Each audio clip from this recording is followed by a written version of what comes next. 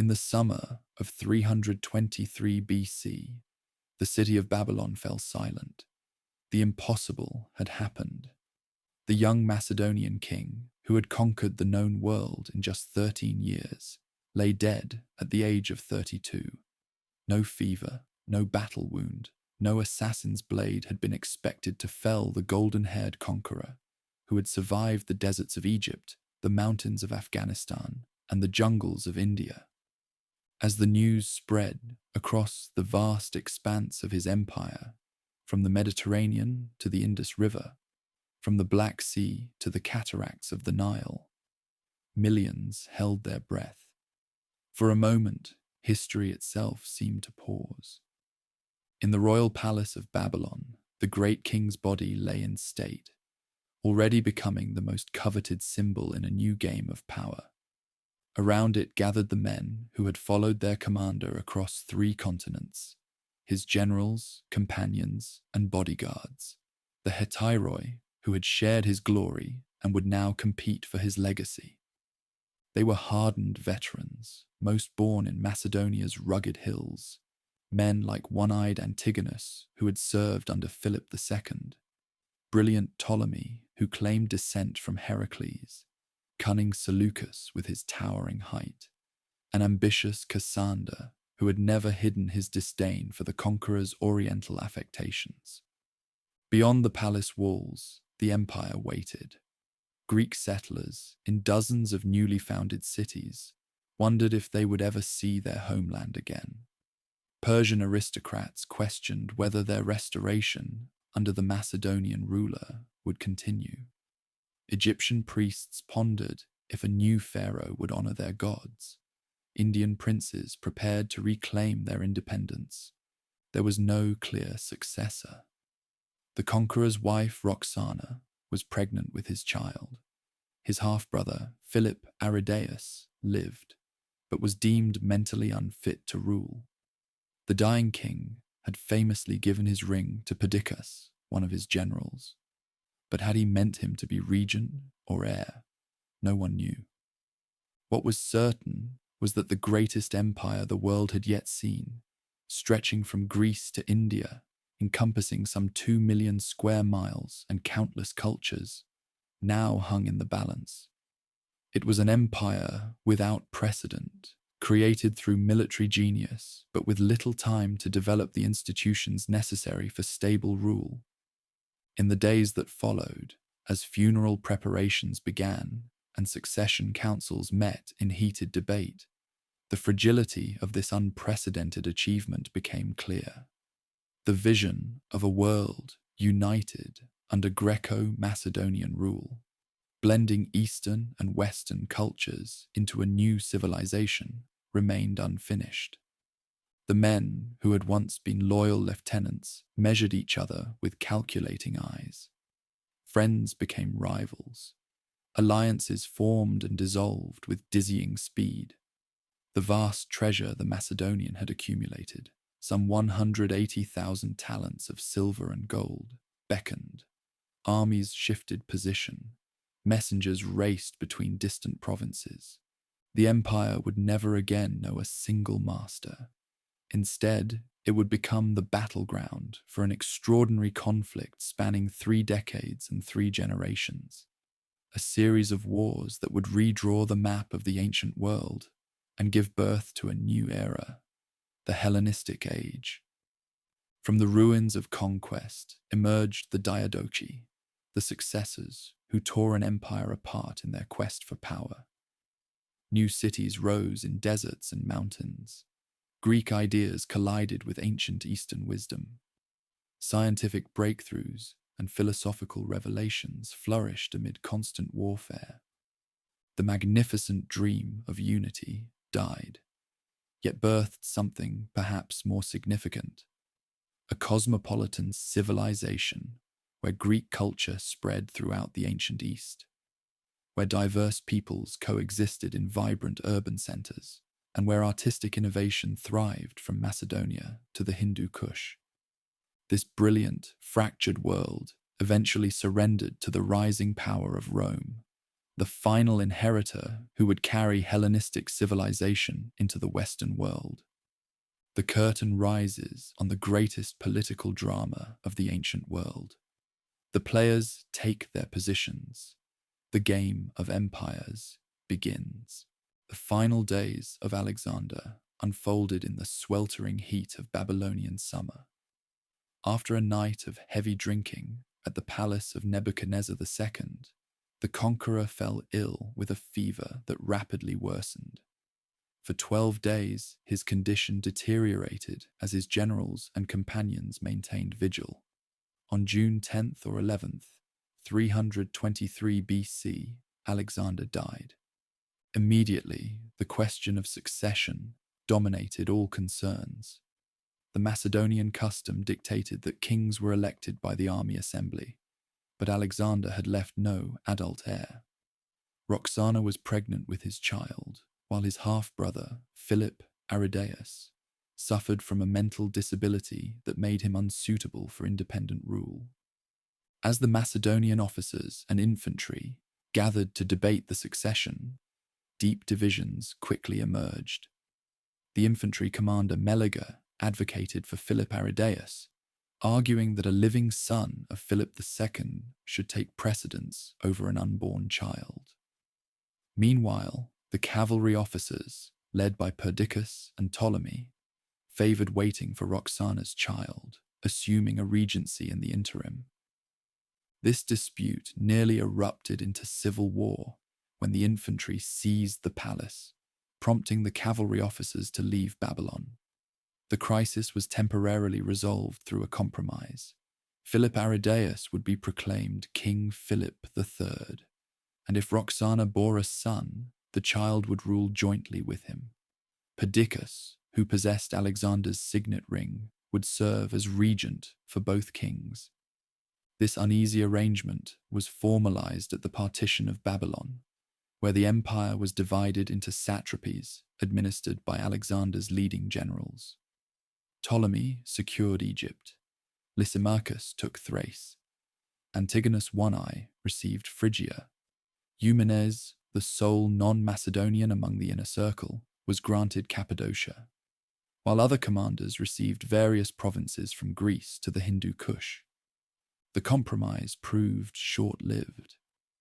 In late summer 323 BC, news reached Babylon that Athens had revolted against Macedonian rule.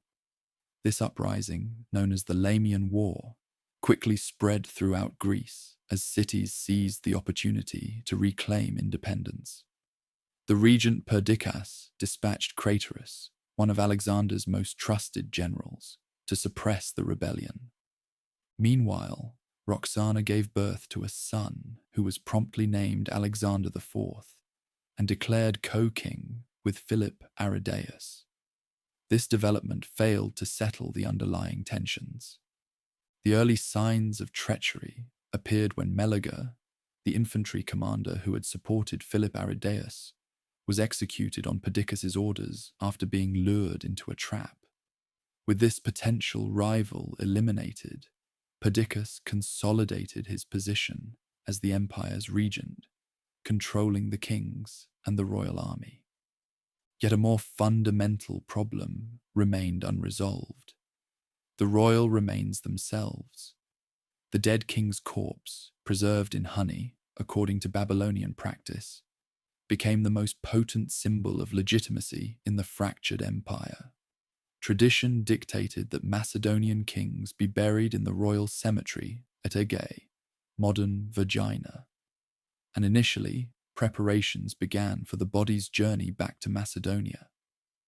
However, this plan abruptly changed when Ptolemy, now securely established in Egypt, launched an audacious scheme that would trigger the first war among the successors. In the summer of 322 BC, as the magnificent funeral carriage bearing the royal corpse made its way through Syria toward Macedonia, Ptolemy executed his plan. With a military escort, he intercepted the procession and diverted it to Egypt. This brazen act was not mere grave robbery. It was a calculated political move. By possessing the conqueror's remains, Ptolemy claimed a portion of his legitimacy and prestige. He initially interred the body at Memphis, the ancient Egyptian capital, before later transferring it to a magnificent tomb in Alexandria. For Perdiccas, this theft represented an intolerable challenge to his authority as regent. The hijacking of Alexander's corpse was merely the most visible manifestation of a larger problem. The satraps appointed at Babylon were behaving increasingly like independent rulers rather than subordinate governors.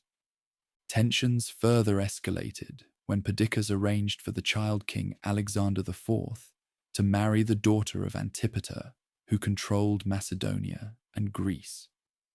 This marriage alliance threatened to strengthen the regent's position against increasingly autonomous satraps.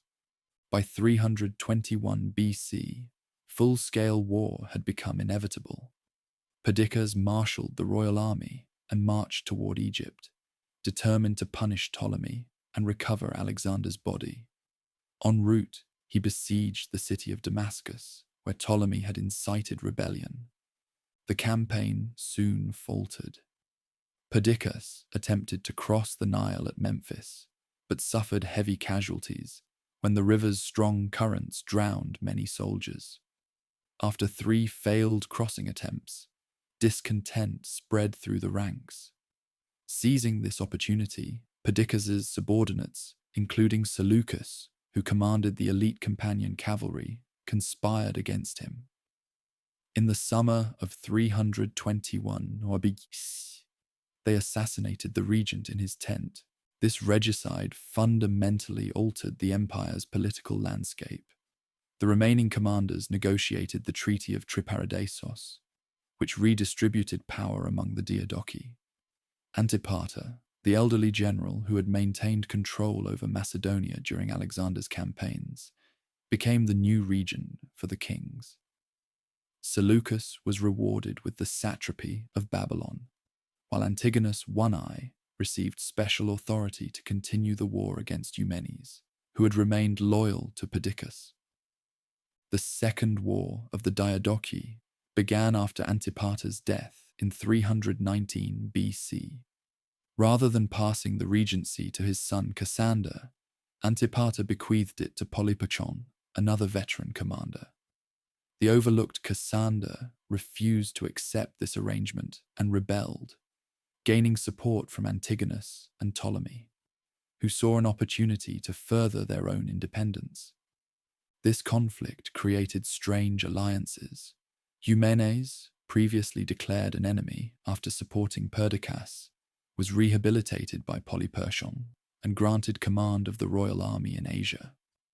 Despite being a Greek from Cardia rather than a Macedonian, Eumenes demonstrated remarkable military skill against Antigonus between 318 and 316 BC. He rallied the eastern satraps and the elite Silver Shields, veteran infantry units who had served under Philip and his son, to his cause. The decisive confrontation occurred at the Battle of Gabien in present-day Iran in 316 BC. Though tactically inconclusive, the battle ended in disaster for Eumenes, when the Silver Shields, whose baggage train containing their families and accumulated wealth had been captured by Antigonus, negotiated their commander's surrender in exchange for their possessions. Eumenes was handed over to Antigonus and executed, ending effective resistance in the eastern provinces. With Eumenes eliminated, Antigonus I became the dominant figure in Asia. He seized the royal treasury at Susa, containing 25,000 talents of silver, and systematically removed or executed satraps loyal to the regency. Seleucus, threatened by Antigonus's growing power, fled Babylon to seek refuge with Ptolemy in Egypt. The fragmentation of the empire accelerated from 315 BC onwards. The royal family, Philip III, Aridaeus, Alexander IV, and Alexander's mother, Olympias, became pawns in the struggle between Cassander and Polyperchon in Macedonia. Olympias temporarily gained the upper hand, executing Philip Aridaeus and his wife Eurydice, but was subsequently captured and killed by Cassander's forces in 316 BC. The young Alexander IV and his mother, Roxana, were held under house arrest in Amphipolis, their futures increasingly uncertain. The empire that Alexander had forged through 13 years of conquest had, in just 7 years since his death, descended into a patchwork of warring states controlled by ambitious generals. The pretense of preserving the empire for Alexander's heirs was growing thinner by the day. The meteoric rise of Antigonus One-Eye alarmed the other Diadochi. By the spring of 315 BSE, he controlled all of Asia Minor, Syria, Mesopotamia, and the eastern provinces, territories comprising roughly 2/3 of Alexander's empire. Styling himself as the defender of imperial unity, Antigonus issued the Tyre Decree, which cynically proclaimed freedom for the Greeks, while demanding the other satraps submit to his authority. This naked power grab triggered the Third War of the Diadochi. Ptolemy, Cassander, and Lysimachus formed a coalition against Antigonus, with Seleucus hoping to reclaim Babylon. The ensuing conflict spanned multiple theatres across the eastern Mediterranean and lasted from 315 to 311 BC. While Antigonus and his brilliant son Demetrius campaigned in Syria and Anatolia, Seleucus made a daring return to Babylon with a small force provided by Ptolemy. Through skillful diplomacy and military action, he reclaimed his former satrapy and began consolidating power in Mesopotamia, a development that would have profound consequences. After 4 years of inconclusive fighting, the exhausted belligerents negotiated the Peace of 311 BC. The Peace of 311 BC recognized each general's territorial claims while nominally acknowledging Alexander IV's sovereignty. The agreement explicitly provided that, until Alexander reached adulthood, each general would retain his territories. This cynical clause sealed the young king's fate. In 310/309 BC, Cassander, who controlled Macedonia and held the boy and his mother, Roxana, in custody, secretly ordered their execution. The 13-year-old heir and his mother were poisoned, their bodies hidden to prevent them from becoming rallying symbols. With this act, the Argead dynasty that had ruled Macedonia for centuries came to an ignominious end. The elimination of the legitimate bloodline removed any pretense of imperial unity. 6 years after the peace, in 306 BC, Antigonus took the decisive step of declaring himself king. Basileus, after his son Demetrius defeated Ptolemy's fleet at Salamis in Cyprus. The other Diadochi, unwilling to acknowledge Antigonus's supremacy, but equally unwilling to appear inferior, followed suit. Ptolemy in Egypt, Seleucus in Babylon, Lysimachus in Thrace, and Cassander in Macedonia all adopted royal titles. The ancient world now had 5 Macedonian kings instead of 1, each ruling a portion of the former empire. The Fourth War of the Diadochi would determine whether this pentarchy would persist, or whether Antigonus could realize his ambition of reconstituting the empire under his rule.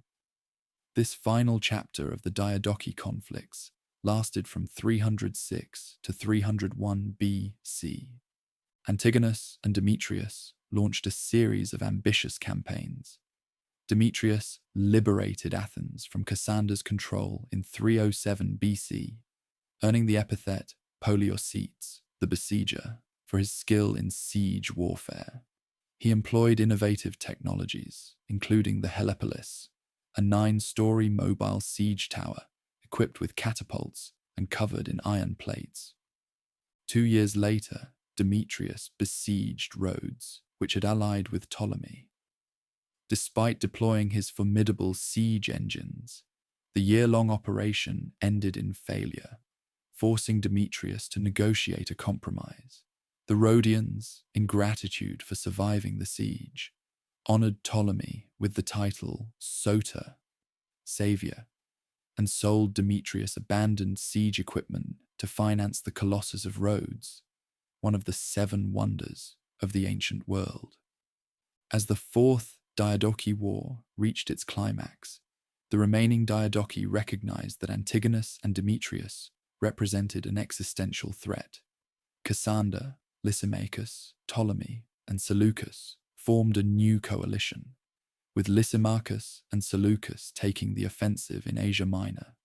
Antigonus, now in his early 80s, but still commanding his forces in person, mobilized to meet this threat.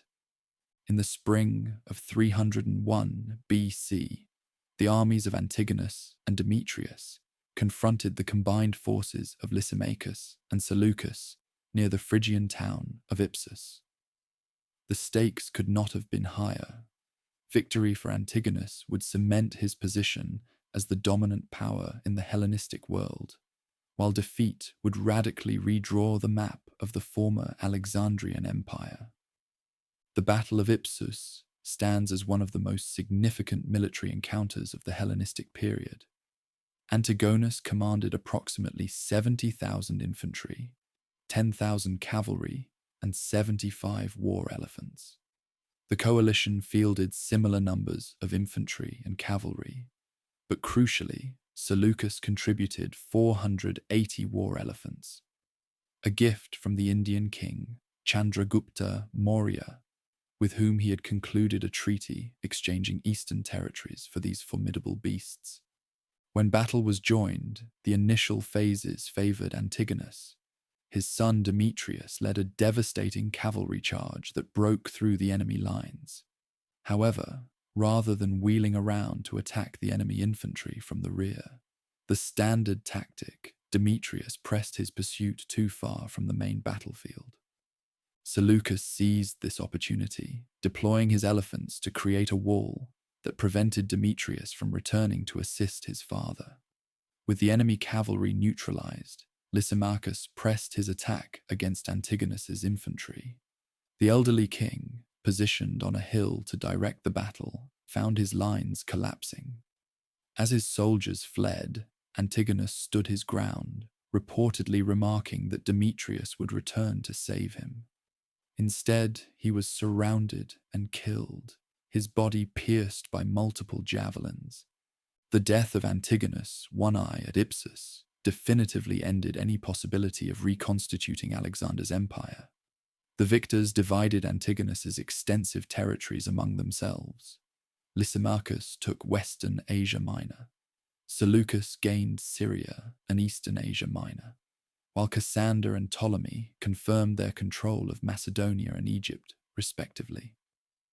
Demetrius escaped the battlefield with 9,000 troops, retaining control of parts of Greece and a powerful navy. But the Antigonid position was severely diminished. The Battle of Ipsus established the tripolar structure that would characterize the early Hellenistic world.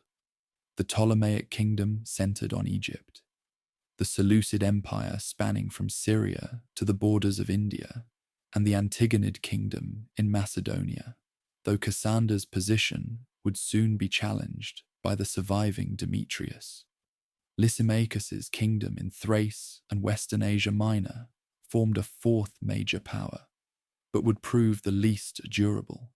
This new geopolitical reality reflected the inherent challenges of governing the vast conquered territories.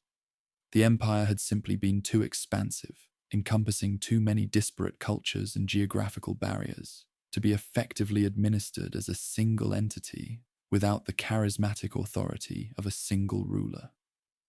The division into smaller kingdoms allowed for more focused governance adapted to regional conditions. Each of these successor states retained Macedonian military organization and Greek administrative structures. Greek became the lingua franca of government and high culture across the eastern Mediterranean and deep into Asia. New cities founded on the Greek model with agoras, gymnasia, theatres, and temples, served as centres of Hellenistic civilization, from the Adriatic to the Indus. The Diadochi themselves underwent a fascinating evolution during this 20-year period of conflict. They had begun as generals of a Macedonian king, bound by oaths of loyalty to their commander and his dynasty. They transformed into warlords controlling specific territories, while still paying lip service to the unity of the empire and the rights of the royal heirs. Finally, they emerged as kings in their own right, founding dynasties that would shape the Mediterranean world for centuries to come. For the common people living through this turbulent period, the wars of the Diadochi brought tremendous suffering. Cities changed hands repeatedly, armies requisitioned food and supplies, and populations were sometimes forcibly relocated. Yet this era of conflict also created opportunities. Soldiers could rise to prominence through battlefield valor. Administrators could gain wealth and influence by serving the new kings, and merchants could profit from trade between the rival kingdoms. As the dust settled after Ipsus, the Hellenistic age proper began. The dream of a universal empire had died, but from its fragments emerged a cosmopolitan civilization that would blend Greek and Eastern cultures in unprecedented ways. The kings who had fought so fiercely to claim the Macedonian legacy would now face the challenge of ruling, building, and legitimizing their newborn states in a transformed world. The morning after the Battle of Ipsus, the Mediterranean world awakened to a new political reality. Among the powers that emerged from the fragmentation, none enjoyed greater stability and prosperity than the realm along the Nile that Ptolemy, the first Soter, established. Unlike his fellow successors who acquired their territories through the Babylon settlement and subsequent wars, the shrewd general had claimed the African territory through personal initiative, seizing the satrapy immediately after the Macedonian king's death. This early occupation allowed him to consolidate control while his rivals battled across Asia and Macedonia. The land of the pharaohs offered unique advantages as a power base. The fertile river valley, generating immense agricultural surplus, had sustained advanced civilization for millennia. Well-defined natural borders, desert to the east and west, the Mediterranean to the north, and cataracts to the south, made the country defensible. Moreover, this ancient civilization stood somewhat removed from the primary theatres of conflict that ravaged the eastern Mediterranean during the wars of the Diadochi. Ptolemy's political acumen matched these geographic advantages. His theft of the royal corpse and its eventual placement in a magnificent tomb in Alexandria served as a powerful legitimizing tool. To the Greek population, he was the guardian of their conquering hero. To the native population, he assumed the traditional role of pharaoh protecting the divine order. From the new capital at Alexandria, founded where the Nile meets the Mediterranean, Ptolemy and his descendants built an administrative system combining Greek efficiency with ancient Egyptian tradition. While keeping Greeks and Macedonians in positions of highest authority, the regime respected local religious practices and cultural institutions. The economic foundation of this thriving state rested upon ingenious innovations. Royal monopolies controlled key commodities like papyrus, textiles, and oil. Standardized coinage facilitated trade throughout the Mediterranean. A sophisticated tax system extracted maximum revenue while funding irrigation works and other infrastructure that enhanced agricultural productivity. The Ptolemaic state actively managed the economy, prescribing crop selections, controlling the movement of goods, and requiring detailed records. At its zenith, the annual revenue approached 15,000 talents, a staggering sum that dwarfed the resources available to most contemporary powers. This prosperity funded cultural achievements that would long outlast the dynasty. The Great Library of Alexandria, begun under the first ruler and expanded by his son Ptolemy II Philadelphus, gathered an unprecedented collection of knowledge. Alongside it, the Mouseion, literally House of the Muses, functioned as a research institution, supporting scholars like Euclid and Eratosthenes in their groundbreaking work. The first Ptolemy also initiated a religious innovation that would prove crucial for dynasty building: the establishment of a state cult. He deified the deceased conqueror and later elevated his own father, Lagus, claiming descent from Zeus through this lineage. After his death, around 282 BC, the founder himself was deified as the god Soter, savior. His son, Ptolemy II Philadelphus, expanded this religious policy with two consequential decisions. First, he deified himself and his sister wife Arsinoe II during their lifetime, departing from the usual practice of posthumous deification. Second, he institutionalized sibling marriage within the royal family, a practice shocking to Greeks but acceptable to natives familiar with pharaonic traditions. This brother-sister marriage system, maintained for nearly 2 centuries, produced the dynasty's characteristic facial features, prominently depicted on coinage, and created an insular court culture that reinforced royal mystique. It also prevented the dilution of power through marriage alliances with foreign dynasties. The court at Alexandria, under the second monarch, epitomized luxury and refinement. His grand procession, described by Athenaeus, featured 24 chariots drawn by elephants, 60,000 infantry, 23,200 cavalry, and hundreds of exotic animals, all parading through Alexandria's streets. Behind this spectacle lay calculated political theatre, displaying to subjects and foreign visitors alike the boundless resources of the state. By 250 BC, the Alexandrian regime had reached its apogee, controlling not only the Nile Valley, but also Cyrenaica, Cyprus, parts of the Levantine coast, and numerous Aegean islands. This maritime empire secured trade routes, generated customs revenue, and provided naval bases from which the formidable fleet could project power. Yet beneath this golden veneer, weaknesses were developing. The dynasty's insularity gradually produced less capable rulers. Native resentment, temporarily muted by prosperity, would eventually surface. Most importantly, the country's wealth attracted constant attention from its northern neighbors, leading to the recurring Syrian wars that would eventually drain the kingdom's strength. While the Lagid dynasty built its African realm with methodical care, Seleucus I Nicator faced the monumental task of governing the vast Asian territories he claimed after Ipsus. Stretching from the Mediterranean coast to the borders of India, this immense domain encompassed diverse peoples, landscapes, and challenges. Seleucus's path to kingship followed a remarkable trajectory.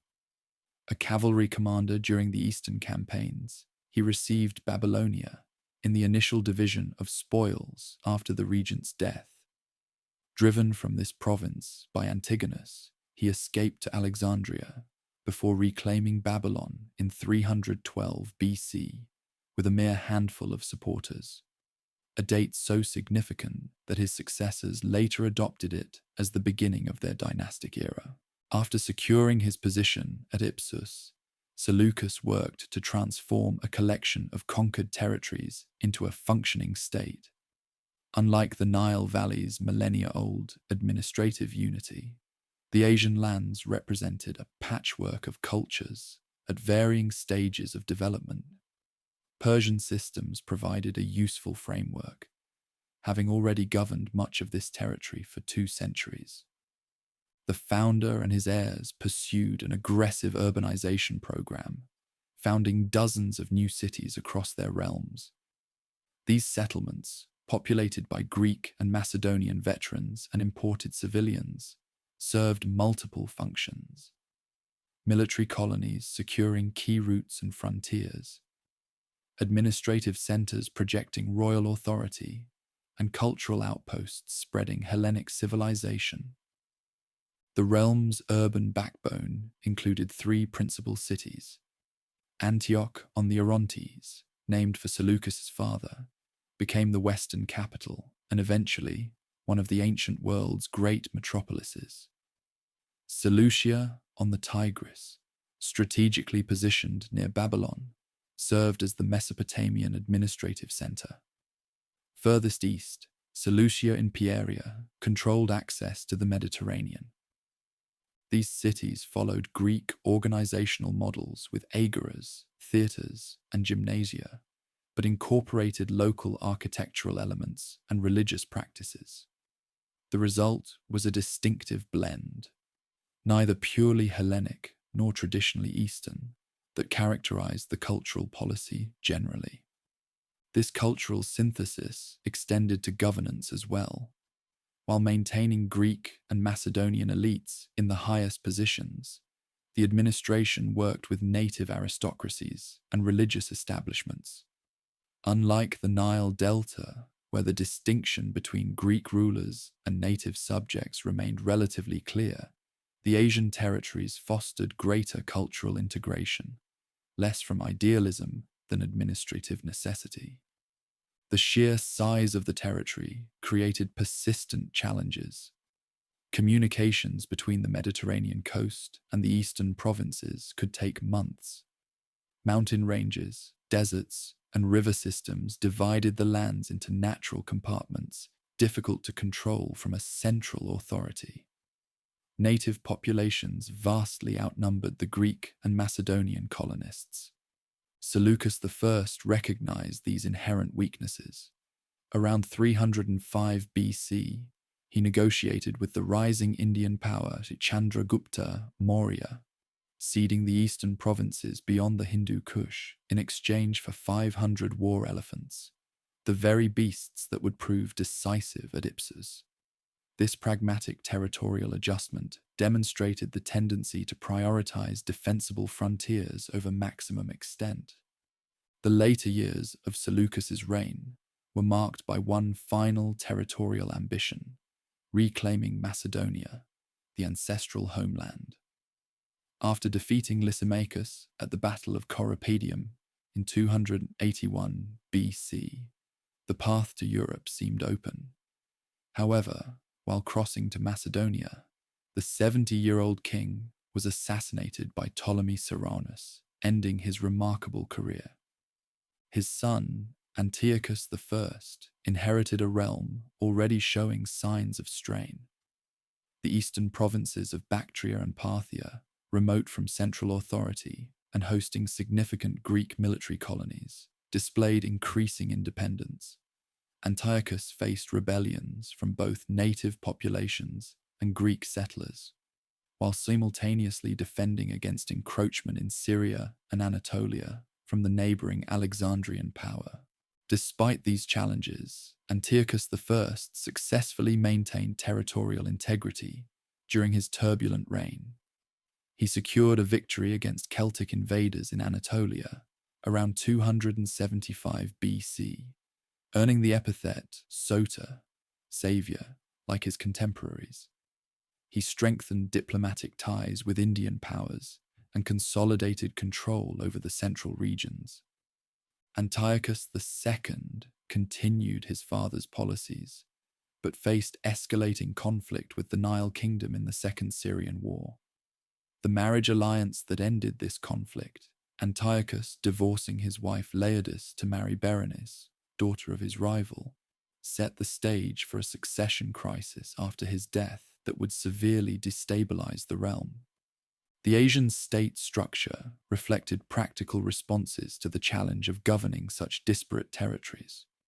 Provincial satrapies provided regional administration, while the king maintained an itinerant court, personally appearing throughout the realm to resolve disputes, accept petitions, and display royal authority. Unlike the tightly controlled economy along the Nile, the Seleucid approach embraced more decentralization. Local currencies circulated alongside royal issues. Regional trade routes functioned semi-autonomously. Indigenous economic systems continued operation with imperial oversight rather than replacement. Religion served as both a unifying and divisive force within these vast domains. The royal court promoted ruler cult elements alongside traditional Greek deities, but also supported local religious institutions. At Babylon, Antiochus I maintained and restored the great temples. In Jerusalem, however, subsequent interference with Jewish religious practices would spark one of the most consequential rebellions in later years. By 250 BC, the Asian superstate remained a formidable power, but faced growing centrifugal pressures. The eastern provinces showed increasing independence. Celtic settlements in central Anatolia, Galatia, operated with considerable autonomy. The persistent conflict with the Mediterranean naval power drained resources. Most significantly, the imperial periphery proved vulnerable to both external invasion and internal rebellion, a structural weakness that contrasted sharply with the natural defensibility of territories like the Nile Valley. The European portion of the divided empire followed a more turbulent trajectory than its eastern counterparts. Macedonia, the original power base that had launched the Asian conquests, experienced repeated dynastic upheavals and foreign invasions in the decades following Ipsus.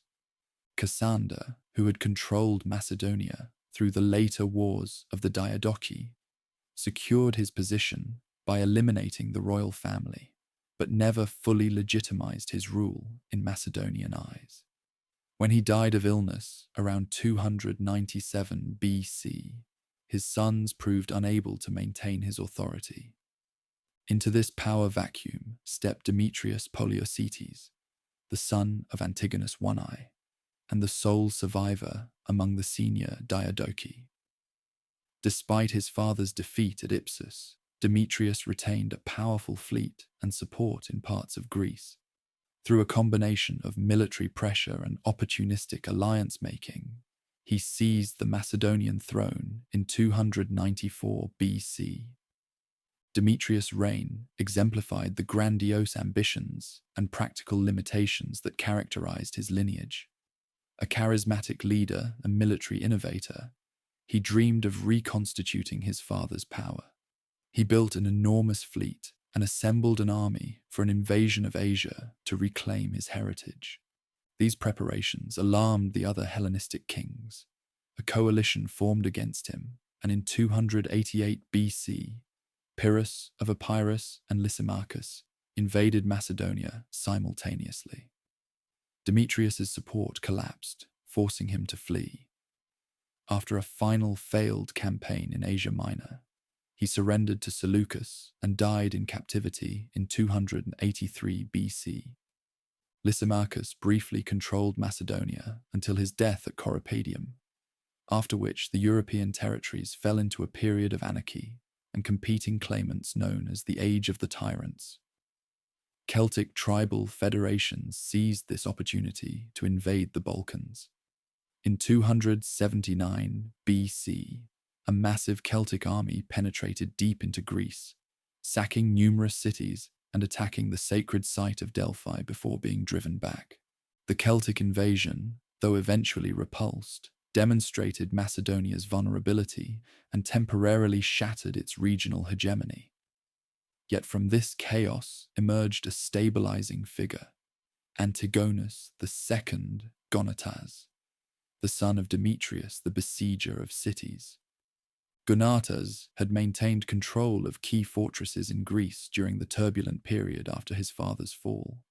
When another wave of Celtic invaders entered Macedonia around 277 BC, he confronted and decisively defeated them near Lysimachia. This victory, achieved with a smaller but disciplined force against the Celtic warriors, established his reputation and secured Macedonian recognition of his kingship. Unlike his flamboyant father, the new ruler governed with pragmatic caution. Educated in Stoic philosophy, he embraced a more modest conception of kingship, focused on stability rather than conquest. He systematically rebuilt Macedonian military power, restored the economy, and secured the northern frontiers against tribal incursions. Controlling Greece posed a different challenge. The classical city-states, though diminished from their 5th century glory, retained fierce independence traditions. Rather than pursuing outright annexation, the king established a system of client relationships, placing supportive regimes in key cities and maintaining garrisons at strategic locations like Corinth, Piraeus, and Chalcis, the fetters of Greece that secured Macedonian influence. This policy faced its greatest test during the Kremenidean War of 267 to 261 BC. Athens and Sparta, supported by the Egyptian monarch, formed an alliance against Macedonian domination. After a prolonged conflict featuring naval operations, sieges, and pitched battles, the Macedonians emerged victorious. Athens surrendered in 261 BC after a punishing blockade, while Sparta's influence was permanently diminished. Meanwhile, new political entities emerged in the Greek peninsula. The Achaean and Aetolian leagues, federal systems uniting multiple cities under common political institutions, provided collective security and counterbalanced Macedonian power. Unlike the short-lived alliances of classical Greece, these leagues maintained permanent federal magistrates, councils, and armies. The Aetolian League, based in central Greece, controlled the prestigious sanctuary at Delphi and its influential Amphictyonic Council. The Achaean League, initially comprising small cities in the northern Peloponnese, expanded under Aratus of Sicyon to include major centers like Corinth, Argos, and Megalopolis. Both organizations would later play crucial roles in bringing Roman power into Greek affairs. By 250 BC, the Macedonian monarch had established a durable revival in his ancestral homeland. Though controlling a smaller territory than his eastern and southern contemporaries, this northern realm possessed advantages they lacked: ethnic homogeneity, established administrative traditions, and proximity to Greece's cultural prestige. Under methodical leadership, Macedonia recovered much of its regional influence without the overextension that had undermined previous rulers. Yet challenges remained. The ongoing rivalry with the Mediterranean naval power, which maintained bases throughout the Aegean, constrained Macedonian maritime activity. The Greek leagues and remaining independent cities required constant diplomatic attention. Most significantly, beyond the Adriatic, Rome was emerging from its conflict with Carthage as a formidable new power, a development whose full implications remained unrealized, but would eventually transform the entire Eastern Mediterranean. Leagues and remaining independent cities required constant diplomatic attention.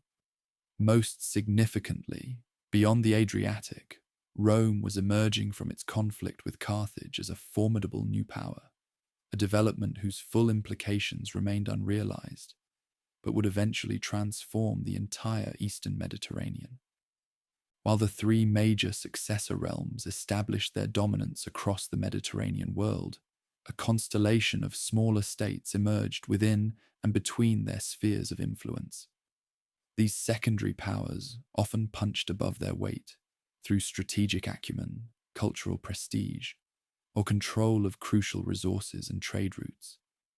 Among the most successful was the polity centered at Pergamon in western Anatolia. Originally a fortress containing part of the Lysimachian treasury, Pergamon came under the control of Philetaerus, a eunuch of Paphlagonian origin who had served both Lysimachus and the Seleucids. In 282 BC, Philotairus declared independence and established a dynasty that would rule for over 150 years, despite its unusual succession pattern through adoption rather than direct heredity. The early Attalid rulers, Philotairus and his nephew, successor Eumenes the Feminine, skillfully navigated between the greater powers, maintaining nominal allegiance to their eastern neighbors while pursuing independent policies. They built Pergamon into a formidable hilltop citadel and cultural center, investing their considerable wealth in architectural magnificence and artistic patronage.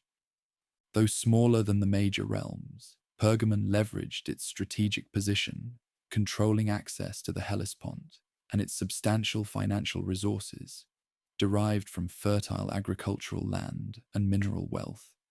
Later, Attalid kings would adopt royal titles and expand their territory, eventually becoming Rome's most important eastern ally and a significant cultural power in their own right. The island of Rhodes emerged as another important secondary power during this period.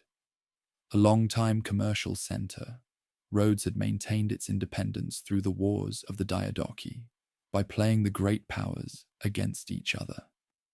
After successfully resisting Demetrius's siege in 305 to 304 BC, the Rhodians consolidated their position as the preeminent naval and mercantile force in the eastern Mediterranean. Rhodes developed a distinctive political system, a mercantile oligarchy with democratic elements that provided remarkable stability. The Rhodian navy maintained freedom of navigation against pirates throughout the Aegean, while its merchants and bankers facilitated trade between the Hellenistic states. The island's legal code governing maritime commerce became so respected that it formed the basis for much of Mediterranean admiralty law for centuries afterward. In mainland Greece, the federal leagues represented an alternative political model to both traditional city-states and Hellenistic monarchies.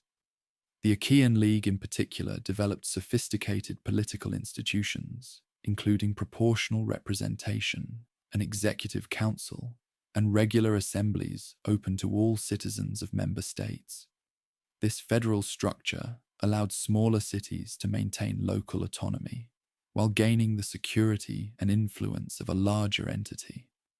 Under the leadership of Aratus of Sicyon, who served as strategos, general, 17 times between 245 and 213 BC, the Achaean Association expanded significantly.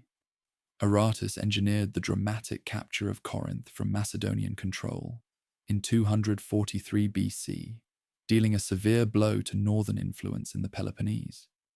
Though less militarily powerful than the major states, the League's political cohesion and diplomatic flexibility made it a significant regional actor. Beyond the familiar Mediterranean world, new states formed from the fragmentation of Eastern authority. Most notably, Bactria, a wealthy region in modern Afghanistan controlled by Greek military colonists, broke away under its governor Diodotus around 250 BC. The Greco-Bactrian state combined Hellenic military techniques and cultural forms with Central Asian and Indian influences, creating a distinctive hybrid civilization. Bactria's strategic location, astride the trade routes connecting China, India, and the Mediterranean, made it exceptionally prosperous. Archaeological discoveries reveal extraordinary wealth represented in coinage and luxury goods.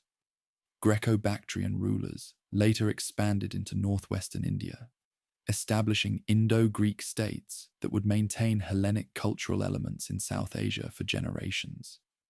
Meanwhile, the rise of Parthia under the native Arsacid dynasty presented a growing challenge to central authority.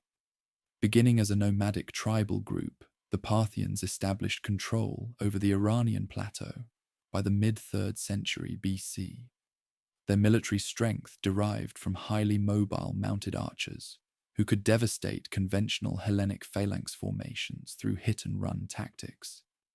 This growing power would eventually transform into an imperial force rivaling Rome and permanently ending Greek dominance in the Iranian world. In Anatolia, Celtic tribes that had invaded the Balkans and Greece established a permanent presence in the central highlands, creating the region known as Galatia.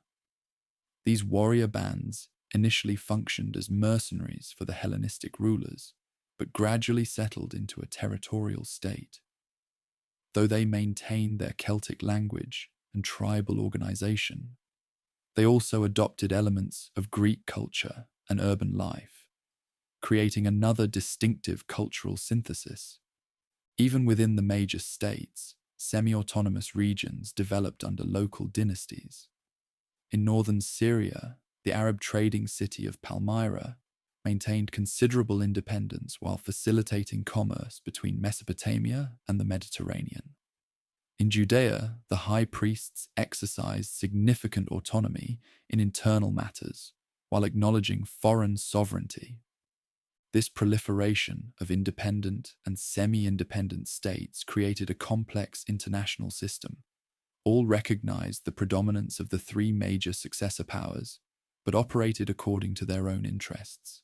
Diplomacy, constantly shifting alliances, and careful balancing of power characterized interstate relations during this period, creating an environment that rewarded flexibility over rigid strength. The rise of these secondary centers demonstrated a fundamental truth about the post-Alexander world. Greek military and administrative techniques had become widely distributed and adaptable to various contexts. No single state could claim a monopoly on effective governance or military capability. The resulting system featured multiple centers of power, operating according to similar principles but adapted to local conditions, a defining characteristic of the mature Hellenistic political landscape. The mid-3rd century BC marked a transition in the Mediterranean world. The first generation of successor kings, those who had personally known Alexander, had passed from the scene. Their children and grandchildren now controlled the major states, guided by dynastic interests rather than personal memories of conquest. These new rulers inherited long-standing regional rivalries, none more consequential than the persistent conflict between the courts of Alexandria and Antioch. This struggle, fought primarily over control of the eastern Mediterranean coast, would unfold through a series of confrontations known collectively as the Syrian Wars. The Third Syrian War erupted in 246 BC, triggered by the death of Antiochus II. The monarch had sealed a peace treaty with his southern rival by marrying Berenice, daughter of the Alexandrian ruler, divorcing his first wife Laodice to do so. When Antiochus died suddenly, perhaps poisoned, rival succession claims emerged. Laodice championed her son Seleucus II, while Berenice advocated for her infant son. The ensuing dynastic crisis quickly escalated into international conflict. The newly crowned Ptolemy III, who had just succeeded his father, launched a massive military expedition, ostensibly to protect his sister Berenice. By the time his forces reached Antioch, however, Berenice and her child had been murdered by Laodice's supporters. Rather than retreat, the southern monarch used this pretext to conduct one of the most successful campaigns in Hellenistic military history. In what the victorious regime's propaganda called the Third Campaign, their forces advanced deep into northern territories, capturing Antioch and pushing as far east as Babylon. An inscription claims the campaign reached Bactria, though this is likely exaggeration. Nevertheless, the expedition penetrated further east than any prior or subsequent African-based force, temporarily crippling their rivals' power. The conflict concluded with substantial territorial gains in coastal Syria, southern Anatolia, and the Aegean for the Nile-based state. reaching the peak of their imperial expansion. This high water mark proved brief, however, as internal revolts forced the victorious ruler to return home, and Seleucus II gradually recovered most of the eastern territories. While primarily a military confrontation, this war also revealed the importance of propaganda and legitimation. The Canopus Decree, promulgated in 238 BC after the southern king's return, celebrated his victories, established cult honors for his deceased daughter Berenice, and reformed the calendar, exemplifying how rulers blended cultural, religious, and political authority. The weakening of both major powers after this conflict created opportunities for secondary states. In Anatolia, Attalus the Pent of Pergamon declared himself king around 241 BC and expanded his realm at his neighbor's expense. The Achaean League under Aratus captured Corinth in 243 BC, dealing a blow to Macedonian influence. Most significantly, Parthian tribes under Arsaces I established a foothold in northeastern Iran that would eventually grow into a major power. The Fourth Syrian War began a generation later in 219 BC, when the young and ambitious Antiochus III ascended the northern throne, determined to reverse his realm's decline and reclaim territories lost to southern control, particularly in Kola, Syria, roughly modern Lebanon. He seized the opportunity presented by the accession of the weak fourth Ptolemy. Initial operations favored Antiochus, but the conflict culminated in the massive Battle of Raphia in 217 BC. The encounter proved decisive, involving approximately 70,000 infantry, 6,000 cavalry, and over 100 war elephants between the two sides. In a dramatic reversal, the southern forces emerged victorious, with the innovative step of arming 20,000 native troops alongside the traditional Greco-Macedonian forces, proving crucial to success. This victory temporarily restored Alexandrian prestige, but had profound unintended consequences. The native population, now armed and aware of their contribution to the victory, became increasingly restive. Revolts broke out in Upper Egypt that would eventually develop into a full-scale native parallel government headed by self-declared pharaohs in Thebes. This internal weakening would hamstring the southern realm's power in subsequent decades. The geopolitical balance shifted again with the Fifth Syrian War. As the 2nd century BC opened, 3 ambitious and capable monarchs arrived on the scene nearly simultaneously. Antiochus III, still determined to restore his ancestral glory. Philip V of Macedon, eager to expand in the Aegean, and the young 5th Ptolemy, who inherited the southern throne as a child in 204 BC. Antiochus and Philip, perceiving the vulnerability of the Mediterranean's richest state under a regency, negotiated a secret pact to divide its external possessions between them. While Philip attacked holdings in the Aegean, Antiochus moved against Kola, Syria. The decisive engagement came at the Battle of Panium, near the headwaters of the Jordan River in 200 BC, where northern forces convincingly defeated their rivals. The treaty that ended this conflict permanently transferred Kola, Syria, with its valuable timber resources, commercial ports, and strategic depth, to northern control. This region, which had changed hands repeatedly since Alexander's death, would never again return to Nile Delta rule. For the Southern dynasty, this loss marked the beginning of terminal decline as a major Mediterranean power. Antiochus, by contrast, entered a period of ascendance that earned him the epithet the Great. With his eastern frontier secured through successful campaigns against Parthia and Bactria, and his western territories expanded at his rival's expense, he began looking toward Europe and the Aegean, a fateful direction that would soon bring him into conflict with Rome. The Syrian wars underscored several defining features of the mature interstate system. Military power remained decisive, but was increasingly constrained by economic limitations and internal stability concerns. Diplomacy grew more sophisticated, with complex alliance networks and balance of power calculations.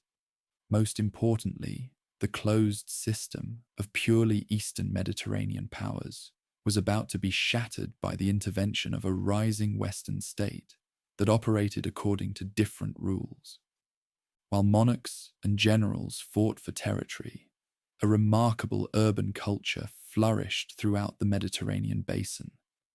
Urban centers, whether ancient foundations like Athens and Babylon, or new settlements like Alexandria and Antioch, served as the primary arena for cultural, intellectual, and social developments that would long outlast the political structures that fostered them.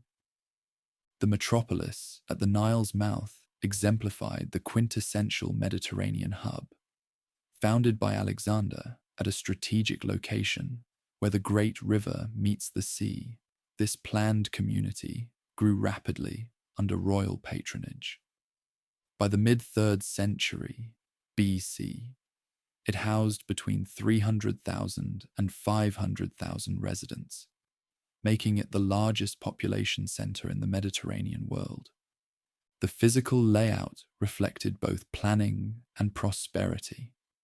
A grid system of broad avenues divided functional zones, with public spaces distributed throughout. The Brucaion Royal Quarter contained palaces, administrative buildings, and cultural institutions. The harbour district featured the iconic Pharos Lighthouse, one of the 7 wonders, rising over 100 meters tall, with a mirror system projecting light visible from 35 miles out to sea. The most famous institutions, the museum and its adjoining collection of texts, established this coastal metropolis as the intellectual capital of the Mediterranean. Under royal patronage, this archive accumulated the largest collection of writings in antiquity. Estimates range from 400,000 to 700,000 scrolls. Every ship entering the harbour was required to surrender any books on board for copying, with the originals often kept and copies returned to their owners. The museum functioned as a research institute where scholars received stipends, shared meals, and conducted investigations across disciplines. Here, Euclid formalized geometry. Eratosthenes calculated the Earth's circumference with remarkable accuracy. Herophilus conducted human dissections, advancing anatomical knowledge, and Callimachus developed literary criticism and bibliography as formal disciplines. The population reflected extraordinary diversity. Macedonians and their descendants formed the political and cultural elite. A substantial Jewish community, centered in the Delta district, maintained its religious practices while adopting the common language and some cultural forms. Native inhabitants provided labor, administrative expertise, and religious continuity. The metropolis also housed significant communities of Syrians, Arabs, Persians, and eventually Romans, all interacting in markets, theatres, and gymnasia. Antioch on the Orontes, the western capital of the Northern Empire, developed along similar cosmopolitan lines. Situated in a fertile valley with access to both the Mediterranean and inland trade routes to Mesopotamia, this commercial centre became renowned for its beauty and luxury. Its main thoroughfare, 4 miles long and colonnaded along its entire length, featured marble pavements and elaborate fountains, innovations later copied by urban planners throughout the region. In the Balkan Peninsula, Athens maintained cultural preeminence despite diminished political importance. The town's schools of philosophy, the Academy, the Lyceum, the Stoa, and the Garden, attracted students from across the Mediterranean. Though no longer an imperial power, Athenian influence on architectural aesthetics, dramatic conventions, and rhetorical standards continued throughout the lands touched by Macedonian conquest. Pergamon in western Anatolia represented the ambitions of a second-tier power to achieve cultural parity with the older centers. Under Attalid patronage, the Acropolis was transformed into a terraced complex of monumental architecture, including a 10,000-seat theatre cut into the hillside, a massive altar to Zeus, and innovative archive facilities. Their collection of texts, second only to Alexandria's, grew so substantial that the Ptolemies eventually banned papyrus exports to limit their rivals' collection, prompting the Pergamene invention of parchment as an alternative writing material. Across these diverse communities, certain common institutions structured daily life. The gymnasium served not merely as an athletic facility, but as the center of elite male education and socialization. Young men received instruction in literature, rhetoric, and philosophy alongside physical training, while older citizens gathered to discuss politics and culture. These institutions helped standardize upper-class identity across vast geographical distances. The marketplace functioned as both commercial and social space. Here, residents of all backgrounds interacted daily, conducting business and exchanging information. The regular flow of goods from distant regions, Indian spices, Baltic amber, Arabian incense, Chinese silk, made even ordinary citizens aware of their participation in a vast interconnected world. Theatres held a central place in urban design and social life. Every significant settlement featured a performance venue, often seating 15,000 or more spectators. While continuing to present classical tragedies, these spaces increasingly favored new comedy, which depicted contemporary social situations and character types recognizable across the Mediterranean basin. Actors' guilds, the artists of Dionysus, traveled extensive circuits, ensuring that residents from Spain to Afghanistan could enjoy similar cultural experiences. Religious practice became increasingly eclectic. Traditional city cults continued, supplemented by royal patron deities and ruler cults. Simultaneously, mystery religions, offering personal salvation and emotional experiences, gained popularity. The Egyptian goddess Isis developed a particularly widespread following, with temples established throughout the Mediterranean. Her cult promised initiates protection in this life and salvation after death, appealing to those seeking more personal religious connections than state cults provided. Urban life also reflected growing social stratification and specialization. Professional guilds and associations proliferated, organizing workers, merchants, and even intellectual specialists. Considerable economic inequality existed, with magnificent private homes featuring mosaic floors and interior courtyards standing near crowded tenement buildings, housing the urban poor. The position of women showed intriguing regional variations within Hellenistic cities. In Egypt, women enjoyed relatively extensive legal rights, including property ownership, contractual authority, and access to courts without male guardians. Inscriptional evidence from Asia Minor similarly indicates women serving as civic benefactors and sometimes holding official positions. In Greece proper, traditional restrictions remained stronger, though wealthy women increasingly acted as public benefactors through religious offices. By the early 2nd century BC, this urban network constituted a surprisingly integrated cultural sphere, despite political fragmentation.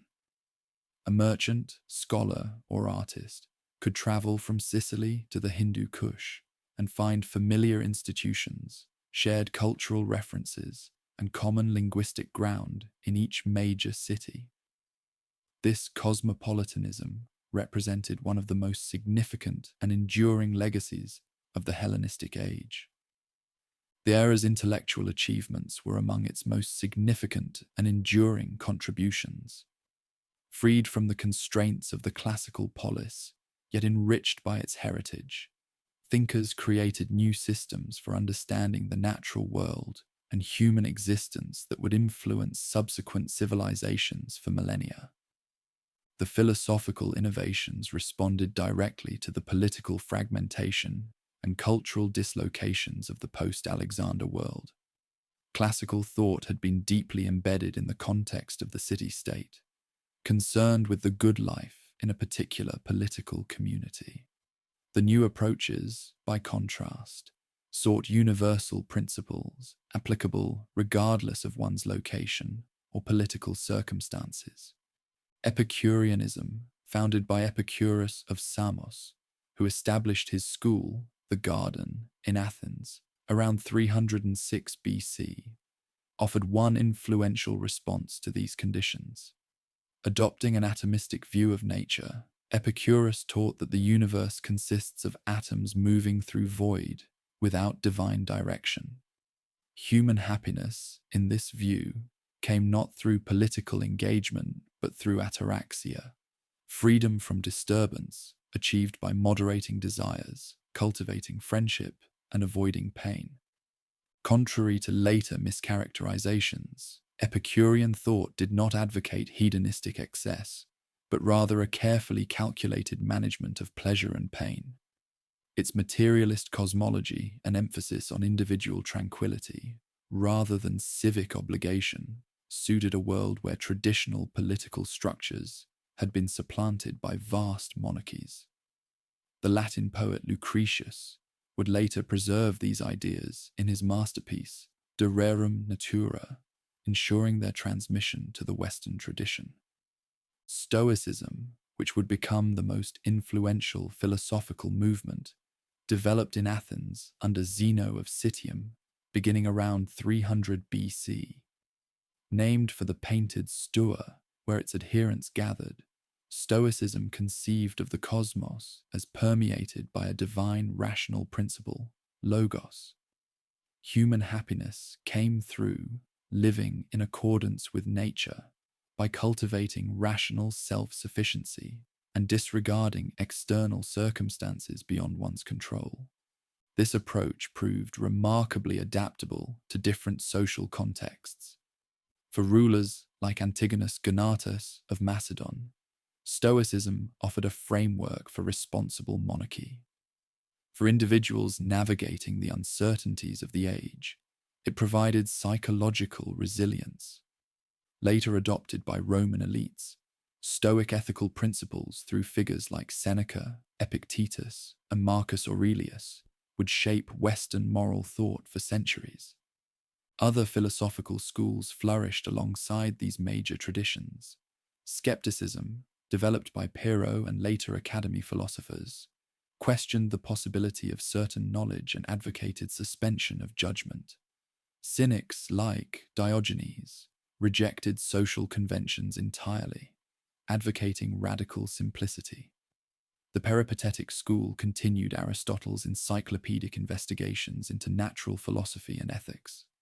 What united these diverse approaches was their cosmopolitanism, their implicit or explicit recognition that human wisdom transcended the boundaries of particular communities or cultures.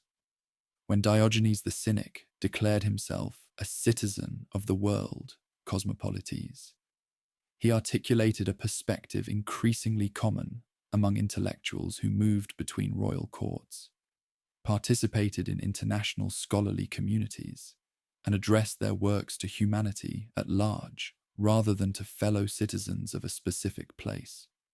Scientific inquiry flourished under these conditions, particularly in mathematics, astronomy, geography, and medicine.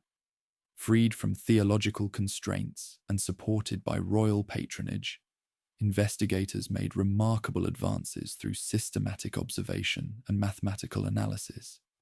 Euclid, working in Alexandria around 300 BSC, compiled and systematized mathematical knowledge in his elements, a work so definitive that it remained the standard geometry textbook into the 20th century. His axiomatic method, deriving complex theorems from a few basic principles, established a model for rigorous mathematical demonstration. Cynics, like Diogenes, rejected social conventions entirely, advocating radical simplicity.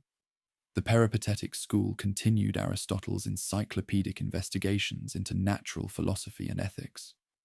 What united these diverse approaches was their cosmopolitanism, their implicit or explicit recognition that human wisdom transcended the boundaries of particular cities or cultures. When Diogenes the Cynic declared himself a citizen of the world, cosmopolites, he articulated a perspective increasingly common among Hellenistic intellectuals who moved between royal courts, participated in international scholarly communities, and addressed their works to humanity at large, rather than to fellow citizens of a specific polis.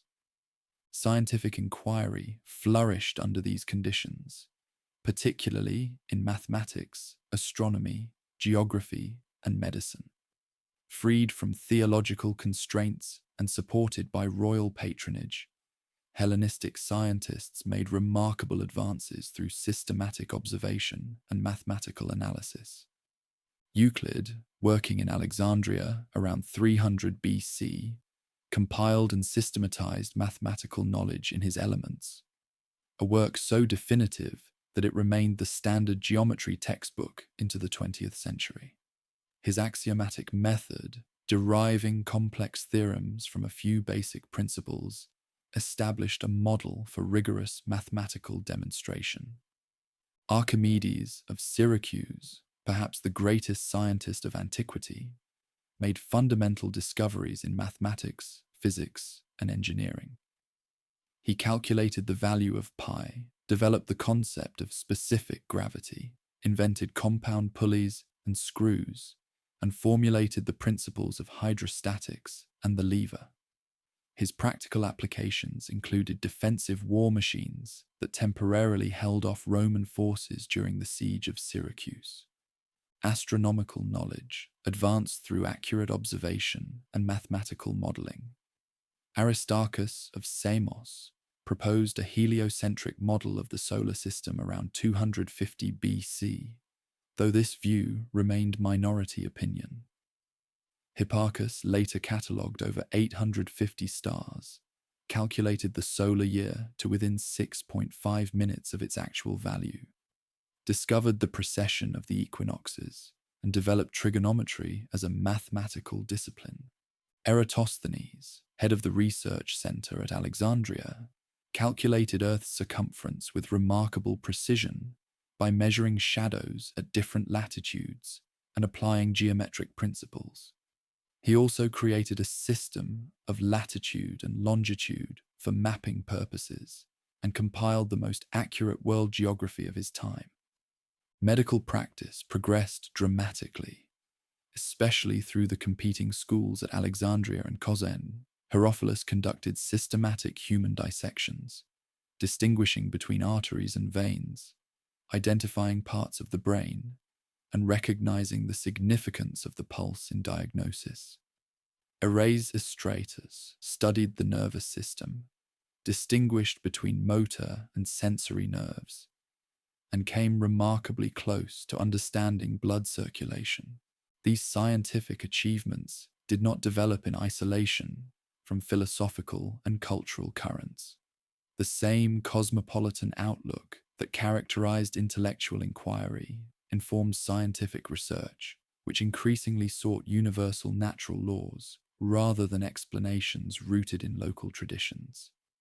The patronage system that supported scientists also shaped their work, as rulers competed for intellectual prestige by funding research centers and attracting leading scholars. Religious developments followed a similarly complex trajectory. Traditional civic cults continued, but were supplemented by new forms of worship responding to the era's cosmopolitan character. Ruler cults, initially established to honor Alexander, became standard practice as monarchs presented themselves as divine or semi-divine figures mediating between humanity and the gods. Simultaneously, mystery religions offering personal salvation gained popularity across the Mediterranean. The Eleusinian mysteries, long established in Greece, expanded their appeal. Devotees of Isis and Serapis, a syncretic deity combining Osiris with Hellenic elements, developed widespread followings. These practices offered initiates personal relationships with deities, emotional religious experiences, and promises of protection in life and death. Eastern spiritual traditions entered Western consciousness more fully during this period. Babylonian astronomical knowledge influenced Mediterranean cosmology.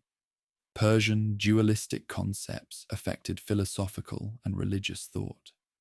Buddhism, established in northern India, began interacting with Macedonian culture in Bactria and the northwestern Indian territories, eventually producing Greco-Buddhist artistic syntheses. For Jewish communities throughout the Mediterranean world, this period presented both opportunities and challenges. The large Jewish population in Alexandria commissioned the Septuagint, a translation of Hebrew scriptures into the common tongue, making their traditions accessible to wider audiences. Intellectuals like Philo developed sophisticated syntheses of Jewish theology with philosophical concepts. Yet these engagements also created tensions within Jewish communities, between traditionalists and those embracing aspects of the broader Mediterranean culture. By the early 2nd century BC, these philosophical, scientific, and religious developments had created an intellectual landscape of extraordinary diversity and sophistication. Ideas and practices flowed across political boundaries, producing new syntheses and specialized disciplines.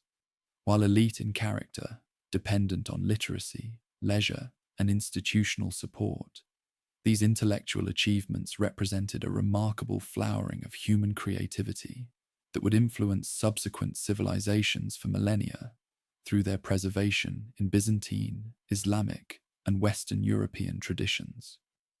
The post-Alexander era witnessed profound transformations in artistic expression and scholarly production. Breaking from classical restraint, artists and writers explored new emotional registers, technical innovations, and subject matter reflecting the cosmopolitan character of their age. Sculpture underwent perhaps the most visible evolution. While earlier statuary had favored idealized forms expressing harmony and balance, artists now embraced emotional intensity, dramatic movement, and psychological complexity. Works like the Laocoon group, depicting a Trojan priest and his sons struggling against serpents, or the Dying Gaul, capturing a wounded Celtic warrior's final moments, exemplified this new aesthetic sensibility. Bodies contorted in pain, faces registering complex emotions, compositions designed to evoke powerful responses from viewers. Artists expanded their subject matter beyond gods and heroes to include ordinary people, often with stark realism. Old women, children, peasants, and foreigners appeared in works that sometimes approached caricature, but reflected the diverse social world of Mediterranean communities. Technical virtuosity reached new heights, with complex multi-figure compositions, sophisticated understanding of perspective, and masterful rendering of textures from flowing drapery to human skin. The iconic altar of Zeus at Pergamon exemplified these trends on a monumental scale. Commissioned by Eumenes II to commemorate his victory over the Galatians, the altar featured a 400-foot frieze depicting the battle between gods and giants. Its dynamic composition, emotional intensity, and technical brilliance represented the culmination of sculptural achievement and a tallied cultural ambition. Similar developments characterized painting, though fewer examples survive. Literary sources describe works of extraordinary naturalism, grapes painted so realistically that birds attempted to eat them, or trompe-l'oeil architectural elements. Extant Roman wall paintings, derived from earlier originals, suggest sophisticated use of perspective, shading, and atmospheric effects. Mosaics, increasingly popular in elite homes, adapted painting techniques to this durable medium, with spectacular examples surviving from Pella, Alexandria, and Pergamon. Architecture reflected both traditional elements and innovative approaches. Temple forms continued, but with regional variations and increased monumental scale. The Didyma Temple of Apollo near Miletus featured columns over 19 meters tall. Urban planning became more sophisticated, with grid patterns, zone districts, and integrated water systems characterizing new foundations. Engineering achievements included the Pharos Lighthouse, the Tunnel of Eupalinos on Samos, a kilometer-long water tunnel driven through a mountain from both ends with remarkable precision, and the massive Pergamon Acropolis complex terraced into a steep hillside. These projects demonstrated mastery of mathematics, materials science, and organizational capacity. Literature underwent equally significant transformations. The classical genres, epic, tragedy, history, continued, but were reformulated for new audiences and contexts. The coastal metropolis of Alexandria emerged as the primary center of literary production under royal patronage, fostering a self-conscious literary culture centered around its vast textual collection. Poetry flourished particularly through the efforts of scholar poets associated with Alexandria's intellectual institutions. Callimachus, who catalogued the textual holdings, advocated for a new poetic aesthetic favoring brevity, elusiveness, and technical perfection over lengthy traditional forms. His dictum, mega biblion, mega kakon, big book, big evil, encapsulated this approach, which prioritized erudite, carefully crafted works for sophisticated audiences. Theocritus invented the bucolic or pastoral genre with his idylls, creating an idealized rustic world that would influence European literature for millennia. Apollonius of Rhodes, despite Callimachus's strictures against the form, composed the Argonautica, a psychological epic focusing on Medea's inner turmoil that reinterpreted the epic tradition for contemporary sensibilities. Female poets also gained prominence, with Gnosis, Anite, and Erinna producing works that survived in later anthologies. Prose writing developed in increasingly specialized directions. Historical writing diverged into scholarly chronology, sensational accounts of Alexander and exotic lands, and more traditional political military narratives. Scientific treatises proliferated across disciplines from astronomy to botany. The novel emerged as a new form with works like Chariton's Callirhoe, combining romance, adventure, and exotic settings for an expanding literate audience. New comedy, represented particularly by Menander, dominated theatrical production. Replacing the biting political satire of Aristophanic comedy, these works focused on domestic situations, stock characters, the miserly father, the clever slave, the boastful soldier, and complex plots often resolved through recognition scenes. Their appeal lay in depicting recognizable social types and situations applicable across the Mediterranean world, from Sicily to Bactria. Education became increasingly standardized throughout the lands conquered by Macedonia. The gymnasium served as the primary institution for male citizens, providing both athletic training and instruction in the enkyklios paideia, well-rounded education, encompassing grammar, rhetoric, mathematics, music, and physical skills. Advanced education in philosophy, medicine, or rhetoric required specialized study with established masters or at institutions like Alexandria's museum. Archive culture transformed intellectual life. Beyond Alexandria's great collection, document repositories were established at Pergamon, Antioch, Rhodes, and other centers. These institutions facilitated scholarly production, textual criticism, and the preservation of older works. Editors like Zenodotus and Aristophanes of Byzantium established authoritative texts of Homer and other classical authors, developing critical symbols and commentaries that formed the foundation of textual scholarship. Book production became increasingly sophisticated. The scroll remained the standard format, but scribal practices, cataloging systems, and scholarly apparatus, tables of contents, indices, cross-references, evolved to manage growing collections. Literary works circulated more widely than ever before, creating an international republic of letters connected through copied manuscripts. Perhaps most significantly, intellectual culture was characterized by increasing specialization and professionalization. The Research Institute model, providing scholars with stipends and resources to pursue their work, anticipated modern academic institutions. Disciplines developed their own methodologies, technical vocabularies, and canons of important works. Scholars identified with specific intellectual traditions and engaged in sometimes fierce controversies with rival schools. This proliferation of artistic and intellectual activity, though centered in major urban hubs, extended throughout the Mediterranean basin and beyond. Even frontier regions participated through imported artworks, traveling performers, and itinerant teachers. The result was a remarkably integrated cultural sphere, spanning vast geographical distances and diverse populations.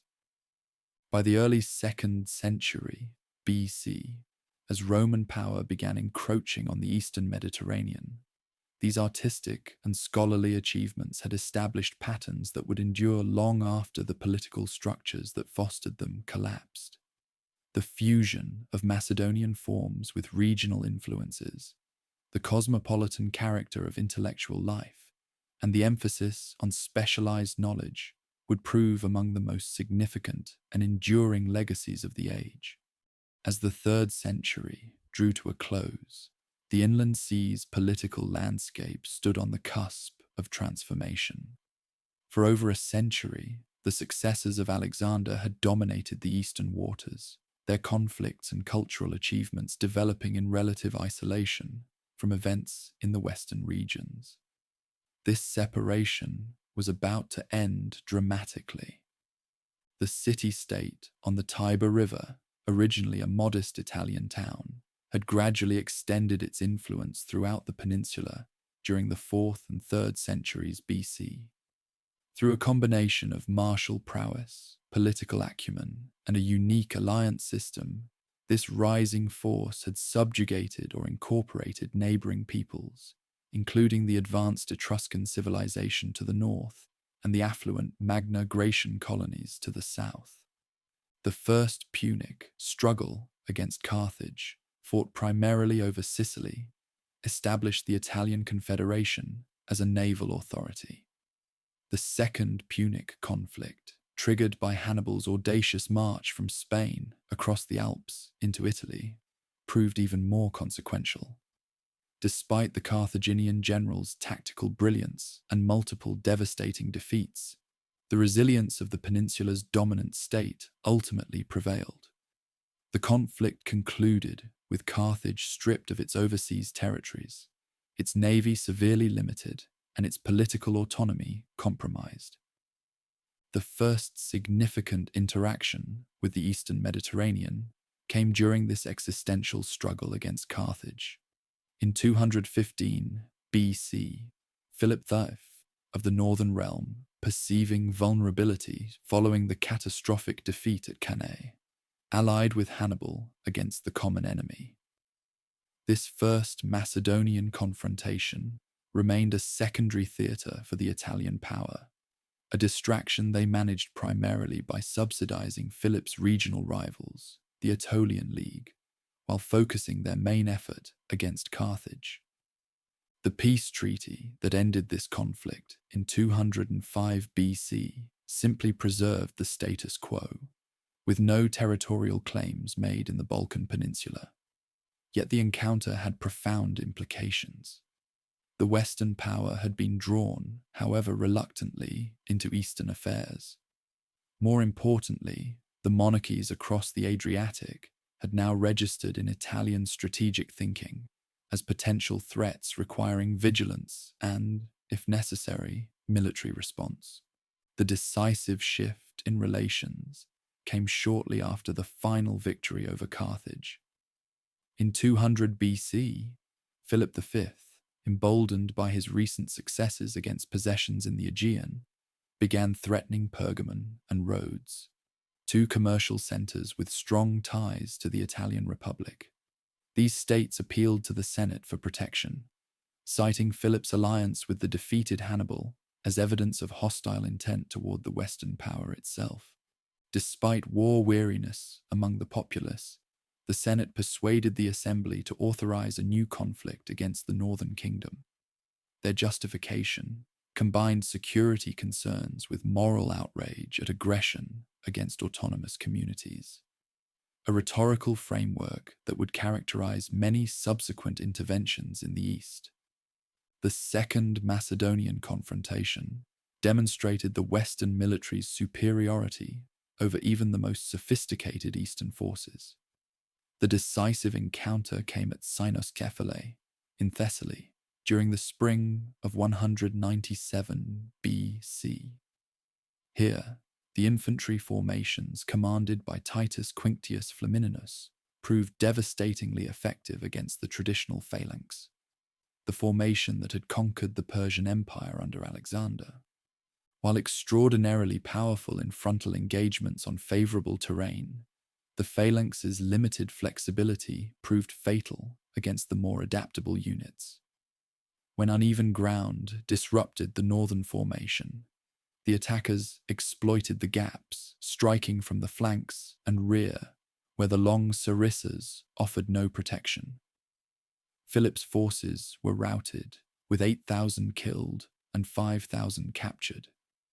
The peace terms imposed on the defeated kingdom proved less harsh than might have been expected. Philip retained his throne, but surrendered his navy, reduced his army, abandoned all territories outside his homeland, and paid a substantial indemnity. More significantly, he became an ally of the victors, obligated to support their subsequent Eastern campaigns, a pattern of incorporating defeated opponents that had served the Italian state well in its peninsular expansion. The conflict's most dramatic aftermath came the following year at the Isthmian Games near Corinth. There, Flamininus made a proclamation that resounded throughout the eastern shores. All states previously under northern domination would henceforth be free and autonomous, without garrisons, subject to no tribute, governed by their ancestral laws.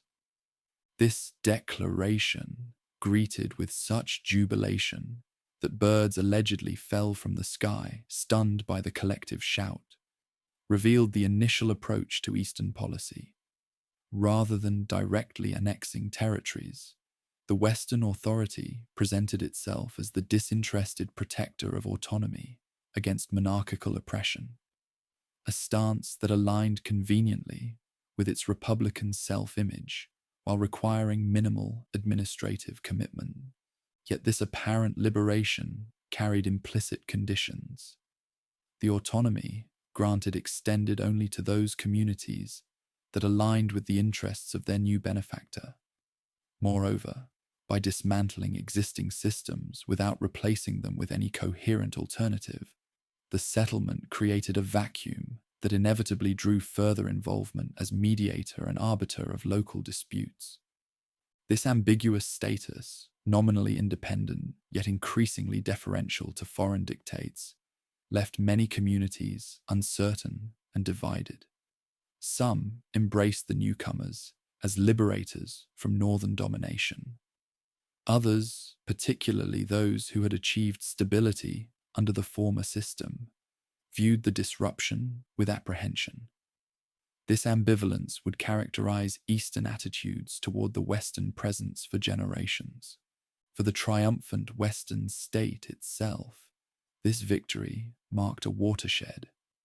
Though most troops withdrew from the Aegean region by 194 BC, maintaining only a symbolic presence, the Italian city had established itself as the preeminent martial force in the known world.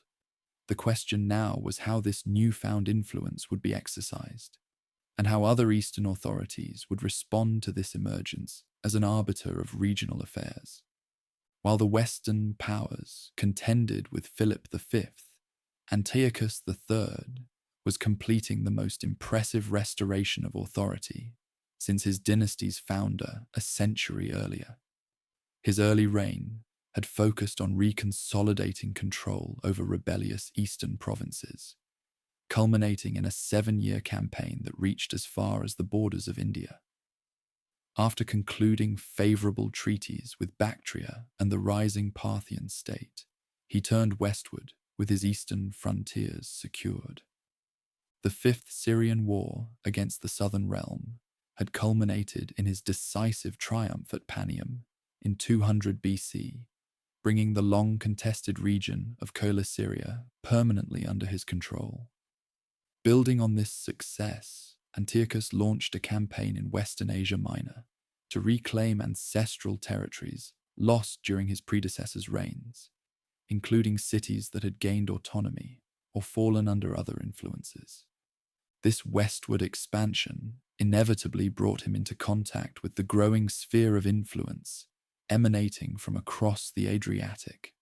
The initial encounters were diplomatic. In 196 BC, Antiochus met with Flamininus in Corinth, where the Western commander clarified that his government expected respect for the autonomy of independent cities in Asia Minor. The Syrian monarch countered that such concerns represented unwarranted interference in his ancestral domains. These tensions escalated when Antiochus crossed into Europe in 195 to 194 BC, establishing a foothold in Thrace, territory once controlled by Lysimachus that the Syrians had always considered rightfully theirs.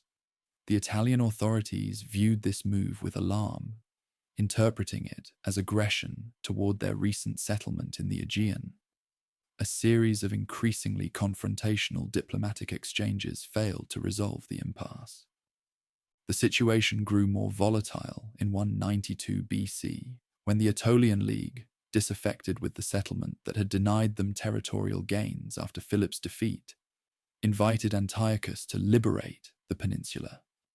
Accepting this invitation, despite warnings, Antiochus landed with 10,000 troops, a force sufficient for a bridgehead, but inadequate for prolonged conflict with the Western military apparatus. This miscalculation revealed a fundamental misreading of intentions and capabilities. Antiochus, accustomed to the fluid diplomacy of the Eastern Mediterranean, where alliances shifted constantly and limited conflicts achieved limited objectives, failed to recognize that his new adversary, when it fought at all, fought to decisively eliminate perceived threats. The response was swift and overwhelming.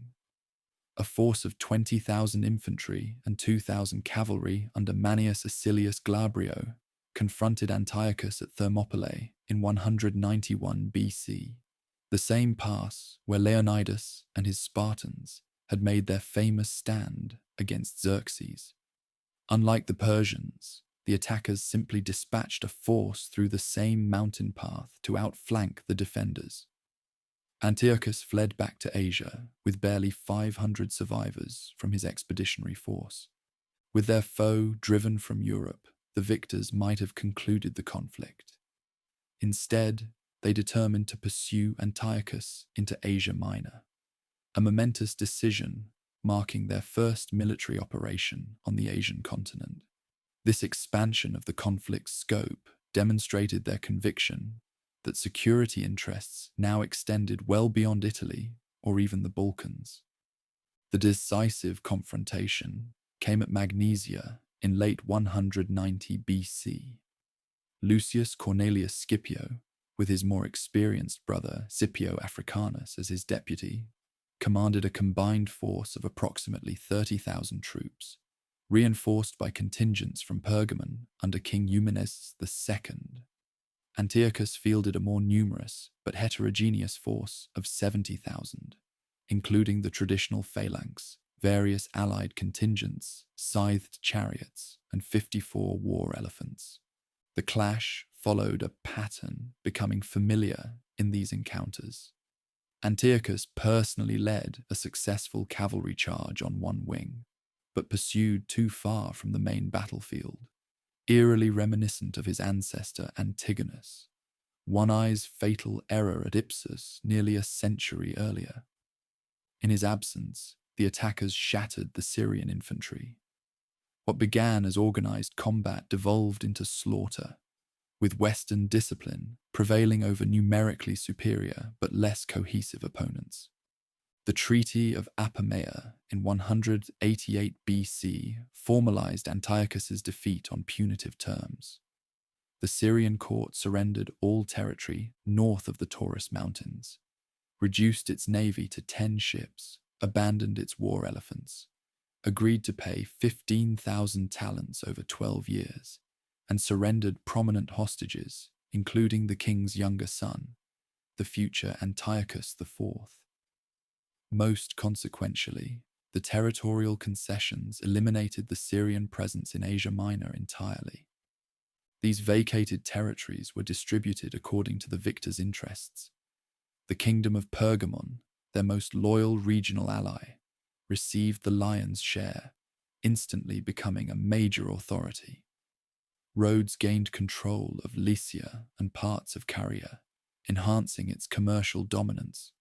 Numerous cities were declared autonomous, particularly those with cultural significance, creating a patchwork of independence and dependency that defied simple categorization.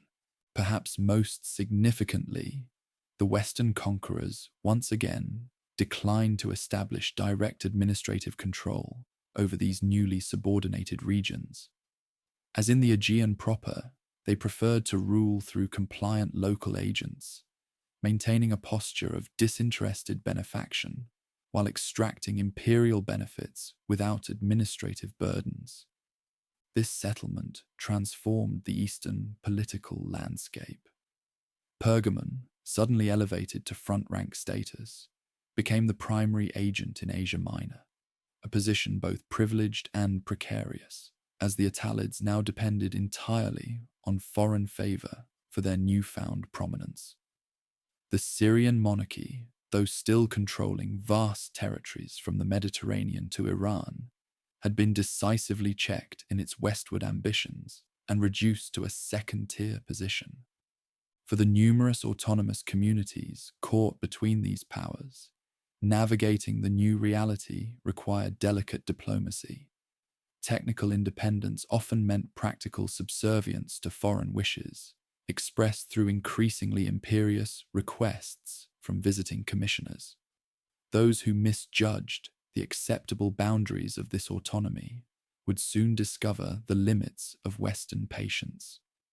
Antiochus himself, once styled the Great for his eastern reconquests, died in 187 BC while attempting to plunder a temple in Elymai, a desperate measure to replenish the treasury depleted by war indemnities. His dream of restoring preeminence had been shattered against the implacable force of Western arms, leaving his successors a diminished inheritance and a dangerous precedent of foreign intervention.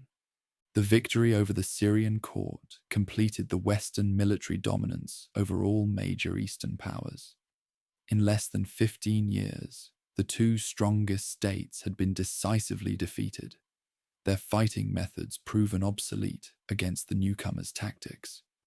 The remaining question was not whether a single authority would dominate the Eastern Mediterranean, but how it would choose to exercise that domination. The Second Macedonian conflict and the Syrian war had established the Western Republic as the arbiter of Eastern Mediterranean affairs. Yet this aggressive state remained reluctant to assume direct administrative responsibility for its new sphere of influence. This created an inherently unstable situation. The dominant power insisted on compliance with its interests, but provided no consistent framework for regional governance. Philip V, though decisively defeated at Cynoscephalae, had accepted his reduced status with pragmatic realism. He diligently fulfilled treaty obligations, supported his former enemy against Antiochus, and focused on rebuilding his realm's internal strength. This cooperative stance earned grudging respect, manifested in gradually reduced indemnity payments and relaxed restrictions. Upon Philip's death in 179 BC, his son inherited a nation substantially recovered from its earlier defeat. The treasury had been replenished, population losses replaced, and the army rebuilt within treaty limitations. More problematically, Perseus also inherited his father's barely concealed resentment of foreign hegemony and determination to restore dignity.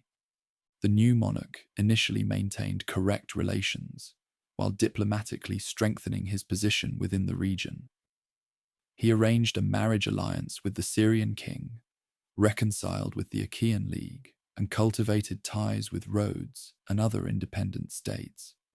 These activities, though not explicitly hostile to the West, raised suspicions that Perseus sought to build a coalition capable of challenging foreign predominance. King Eumenes II of Pergamon, whose security depended entirely on Western protection, played a decisive role in escalating these suspicions. In 172 BC, he appeared before the Senate to enumerate alleged provocations.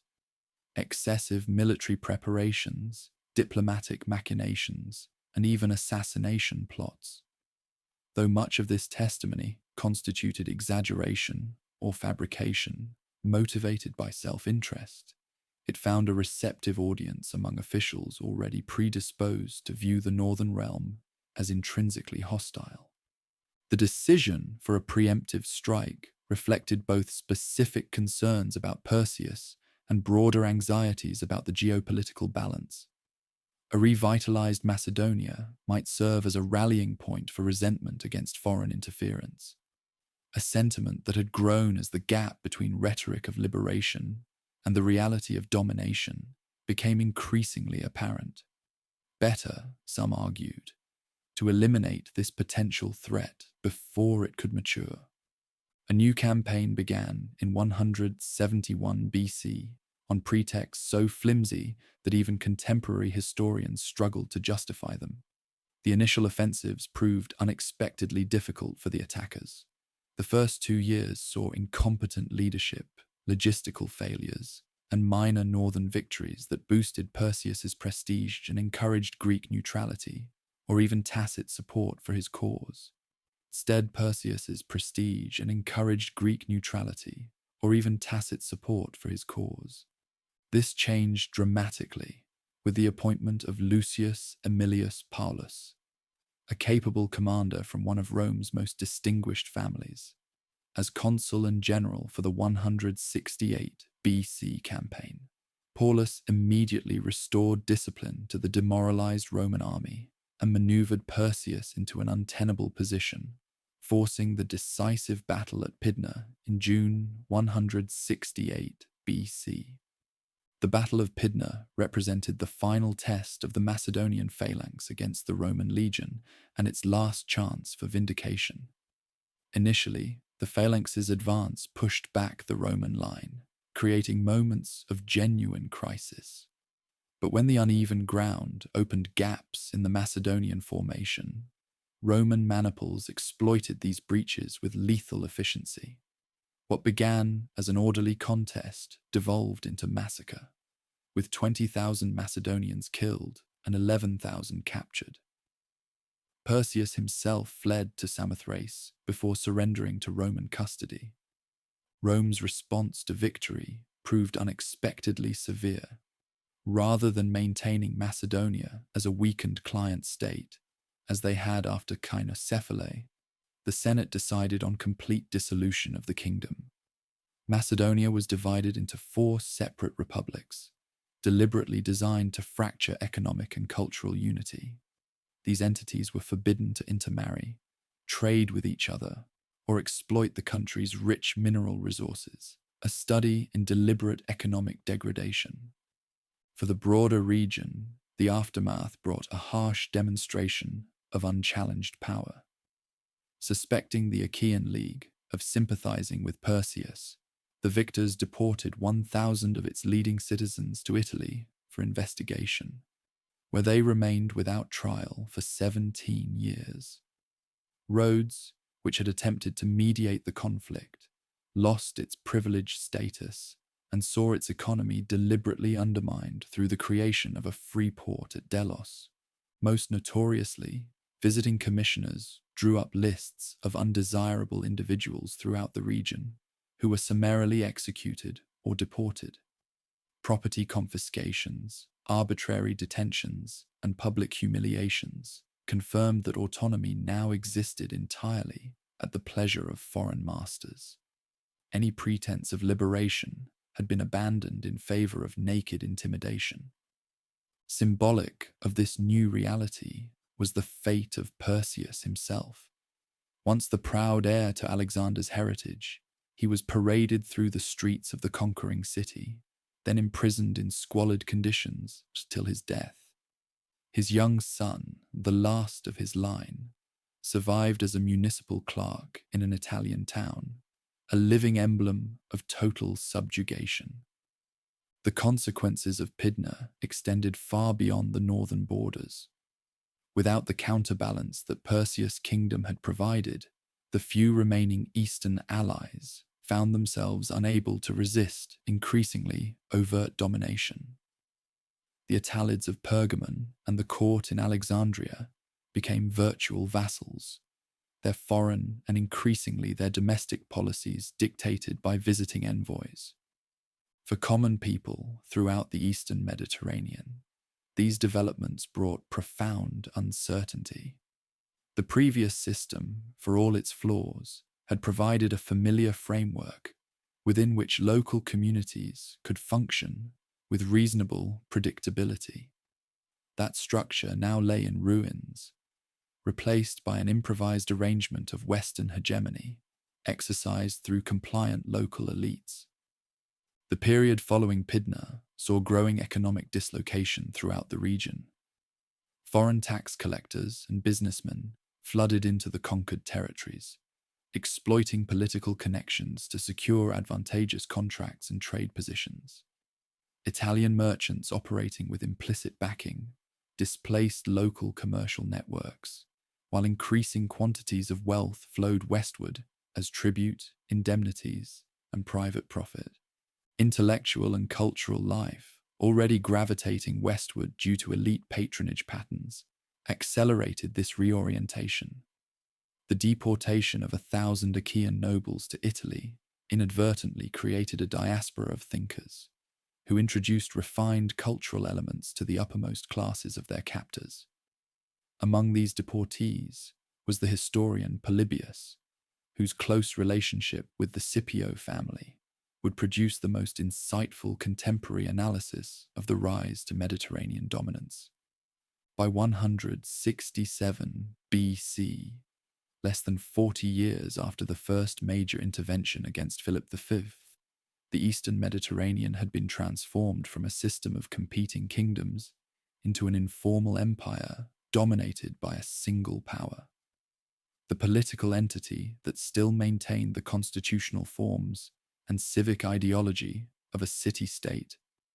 now effectively controlled territories, stretching from the Pillars of Hercules to the borders of Parthia. This transformation had occurred with remarkable speed and relatively limited direct military engagement, a testament both to overwhelming martial superiority and to the fragility of the system it had displaced.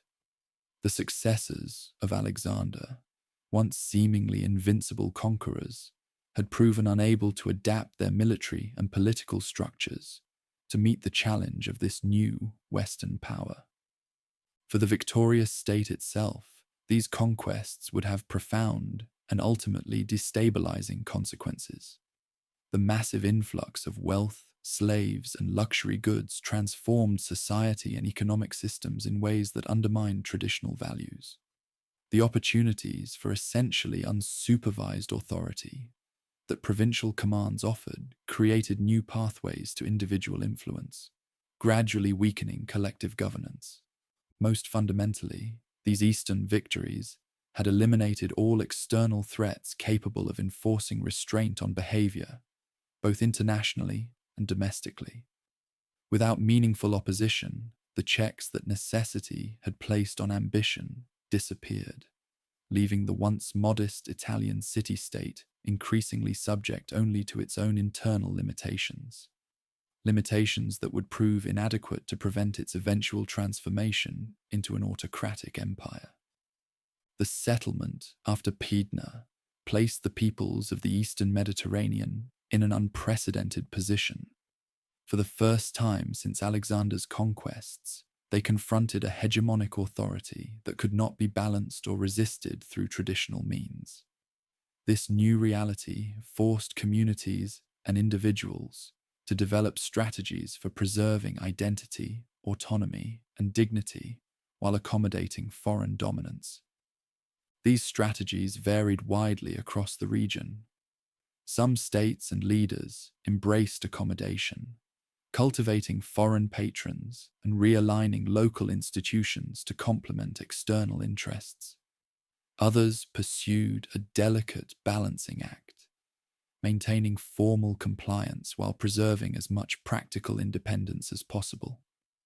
A few attempted outright resistance, almost invariably with disastrous consequences. The most prominent example of successful accommodation was the Kingdom of Pergamon. King Eumenes II, and later his brother Attalus II, calibrated their realm's policies to align perfectly with Western preferences, effectively becoming administrative agents of foreign power in Asia Minor. This approach yielded significant short-term benefits, including territorial expansion and considerable political autonomy in internal affairs. Yet even this model of collaboration revealed the precariousness of all positions within the new system. When Eumenes traveled to Italy to congratulate the Senate after Pydna, he was refused entry on spurious grounds, a calculated humiliation demonstrating that even the most loyal allies remained subordinate. This incident reflected growing reluctance to treat even compliant monarchs as genuine partners rather than glorified subjects. The court in Alexandria pursued a more complex balancing strategy, geographically insulated from direct pressure and possessing resources still valuable to their Western neighbors. The Ptolemaic rulers maintained greater independence than most Eastern states. Ptolemy VI Philometor artfully navigated foreign demands while preserving essential sovereignty, even successfully appealing for support against his brother Ptolemy, the eighth Physcon, in their dynastic disputes. For smaller states and leagues, accommodation often meant accepting increasingly explicit direction in both foreign and domestic affairs. The Achaean League, once the most promising experiment in federal governance, found its authority steadily eroded by foreign intervention in its internal disputes. Visiting commissioners regularly countermanded league decisions, demanded the punishment of officials who showed insufficient deference, and gradually hollowed out the substance of Achaean autonomy while maintaining its institutional forms. Individual cities developed their own approaches to the new power dynamic. Athens, trading on its cultural prestige and historical reputation, secured privileged status as a free city with genuine, if limited, autonomy. Maintaining carefully curated cultural programs that appealed to visiting officials, the city reinvented itself as an intellectual and educational center catering to elite foreign visitors, a strategy that provided both protection and prosperity. Rhodes represented a cautionary tale of miscalculation. Having built its prominence on naval strength and commercial acumen, the island republic attempted to maintain neutrality during the Third Macedonian conflict. This policy, entirely consistent with Rhodes's traditional independence, was interpreted as virtual betrayal.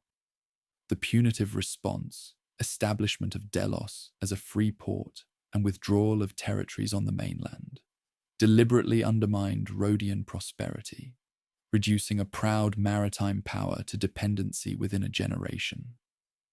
For ordinary people throughout the region, adaptation often occurred at more practical levels. Merchants increasingly oriented their trade networks toward Italian markets and customers. Artisans modified their products to suit Western tastes. Local elites sent their sons to study the language and legal systems of their new masters, recognizing that advancement now required familiarity with the dominant culture. The intellectual response to foreign hegemony proved particularly complex. Some thinkers embraced collaboration, developing justifications based on concepts of natural superiority or divine favor. Others retreated into cultural chauvinism, emphasizing the supposedly unbridgeable gap between their refined civilization and Western barbarism. The most sophisticated, exemplified by Polybius, sought to understand the newcomers on their own terms, analyzing the distinctive institutions and values that had enabled this unexpected power to surpass the older kingdoms. Religious developments reflected similar diversity.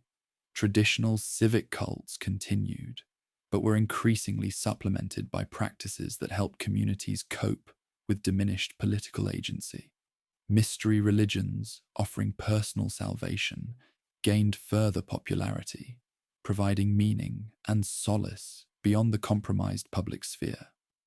The worship of Tyche, fortune, spread widely, an appropriate devotion for people who increasingly experienced history as something that happened to them rather than something they actively shaped.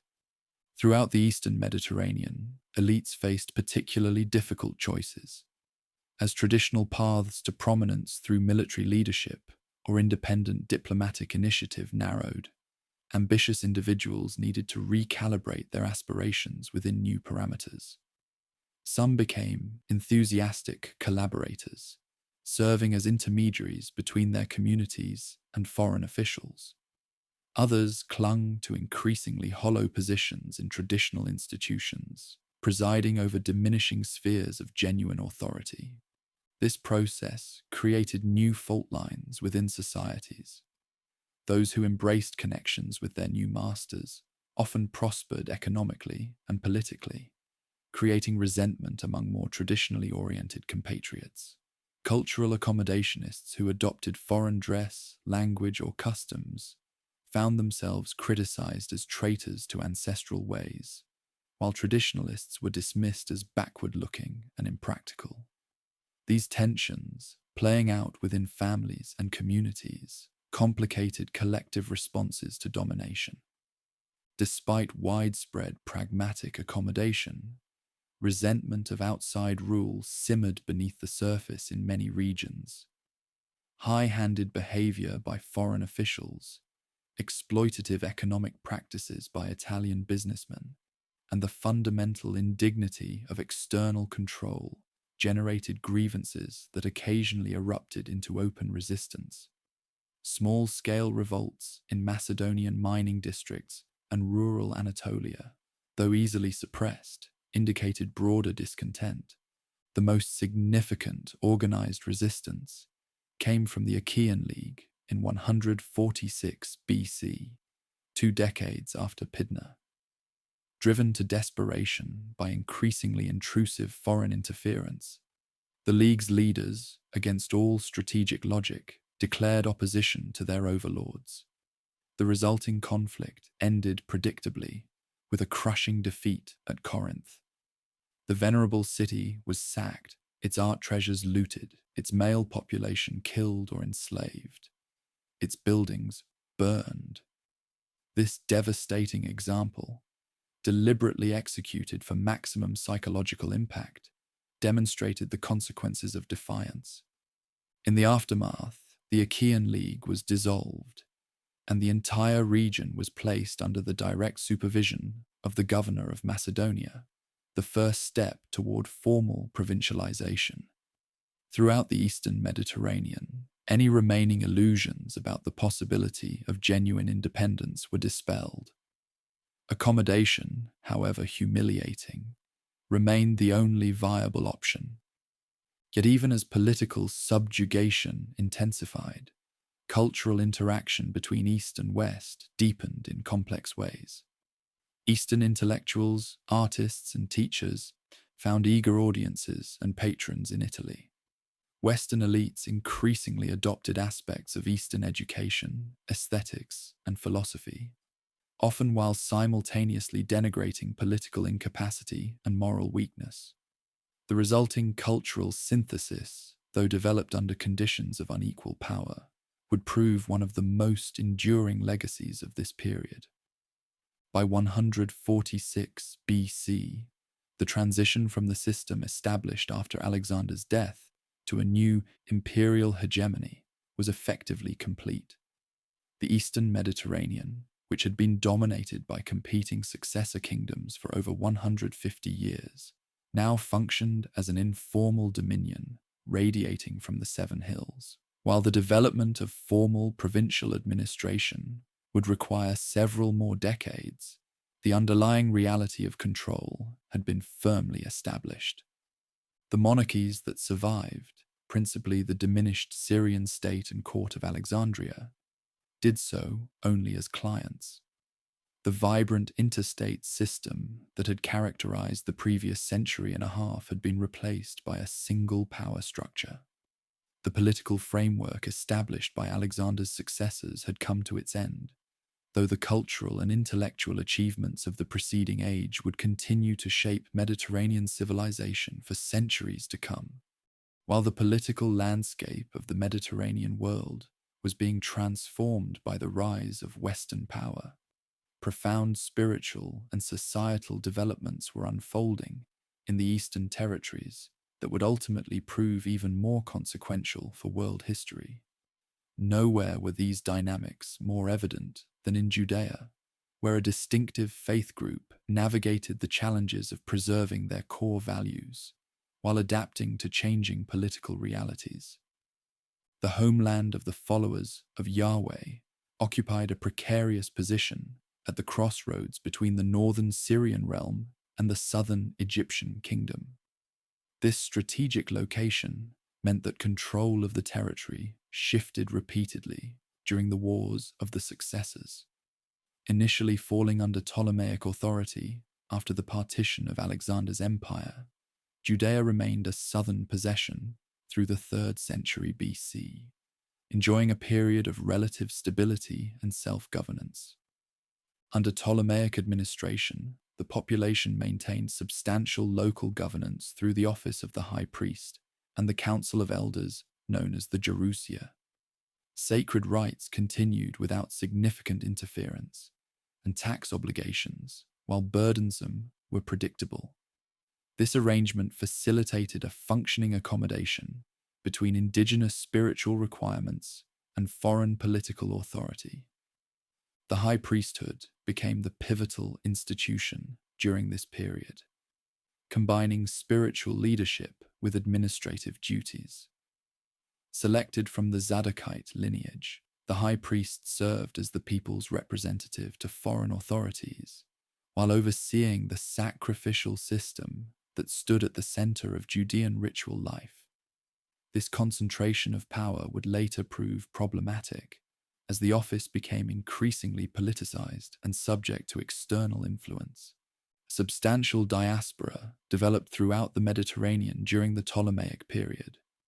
The Egyptian metropolis of Alexandria emerged as a particularly important center, housing perhaps the largest concentration of Judeans outside their homeland.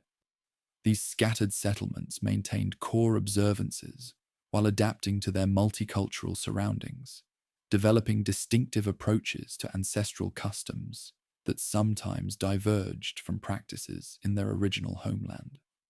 One of the most significant achievements of this period was the translation of the sacred texts into the common language of the Eastern Mediterranean. The Septuagint, as this translation came to be known, began with the Torah in the early 3rd century BC and gradually expanded to include other revered writings.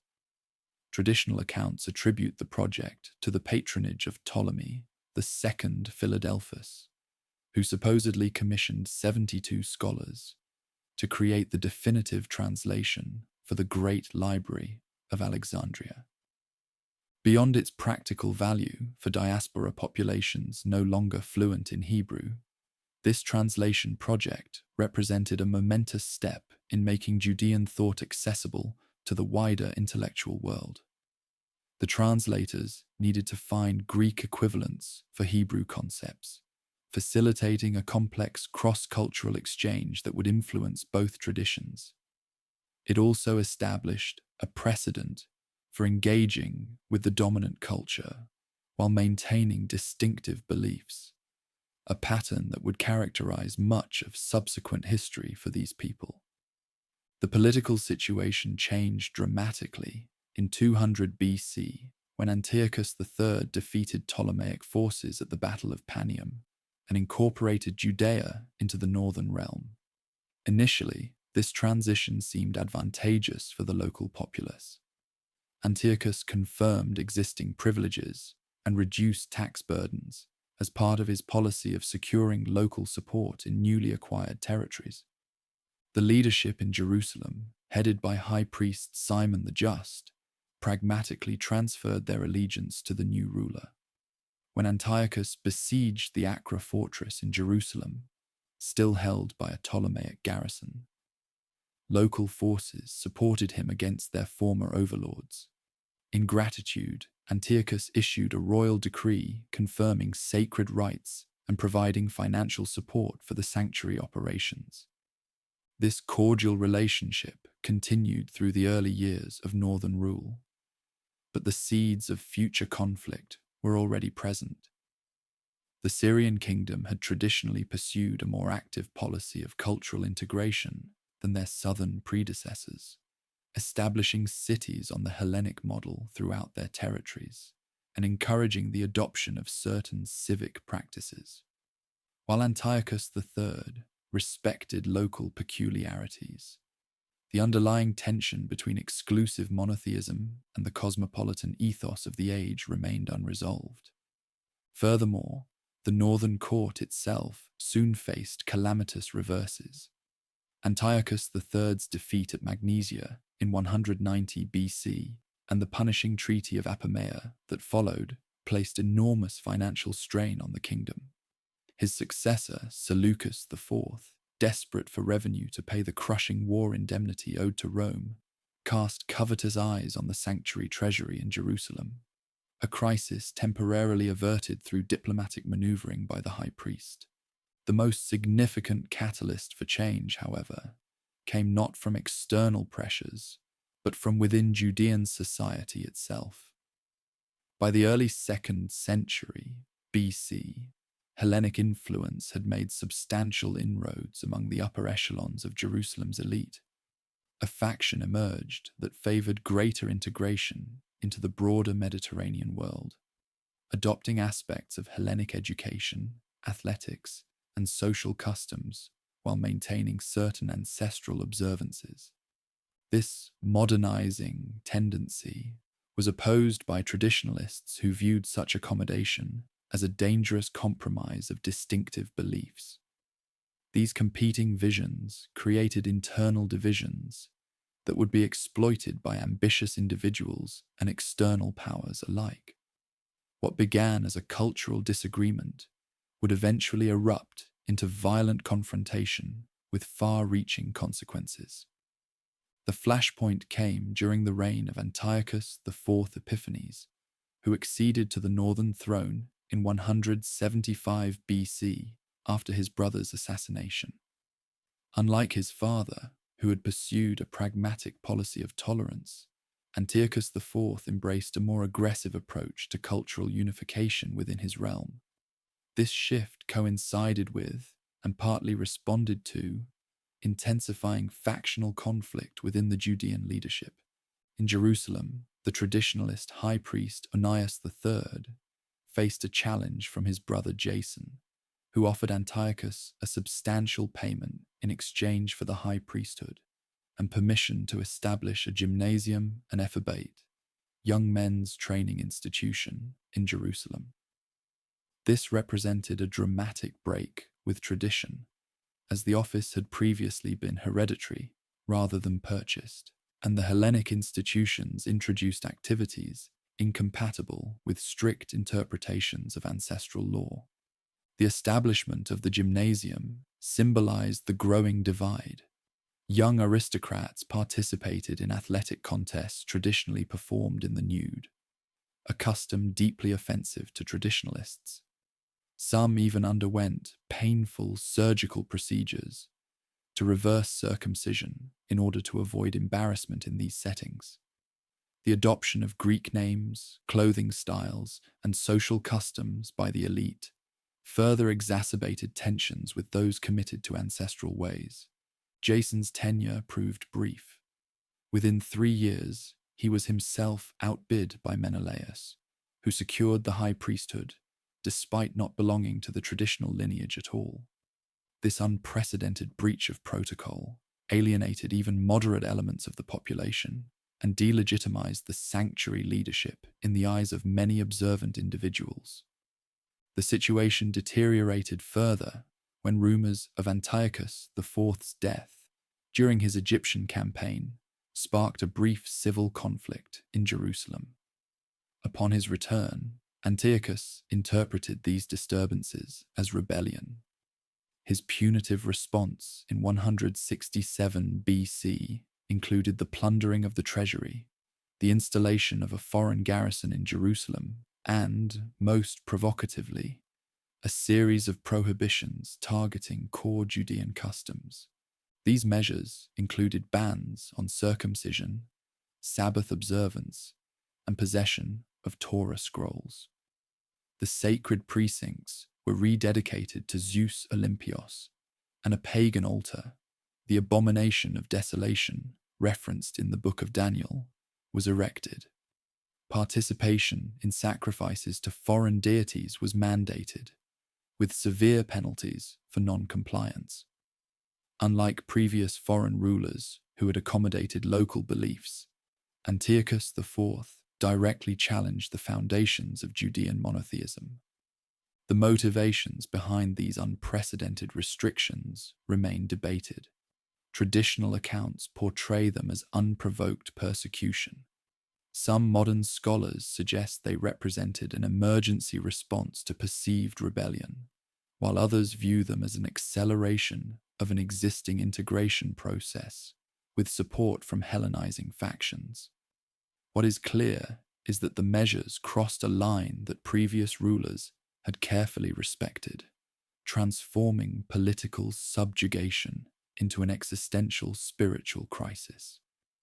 The response to this crisis would reshape this people's history, demonstrating how deeply held convictions could serve as the foundation for political resistance, while the complex developments that followed would be explored in later accounts. The transformations of this period had already established patterns of accommodation, resistance, and synthesis that would characterize engagement with surrounding cultures for millennia to come.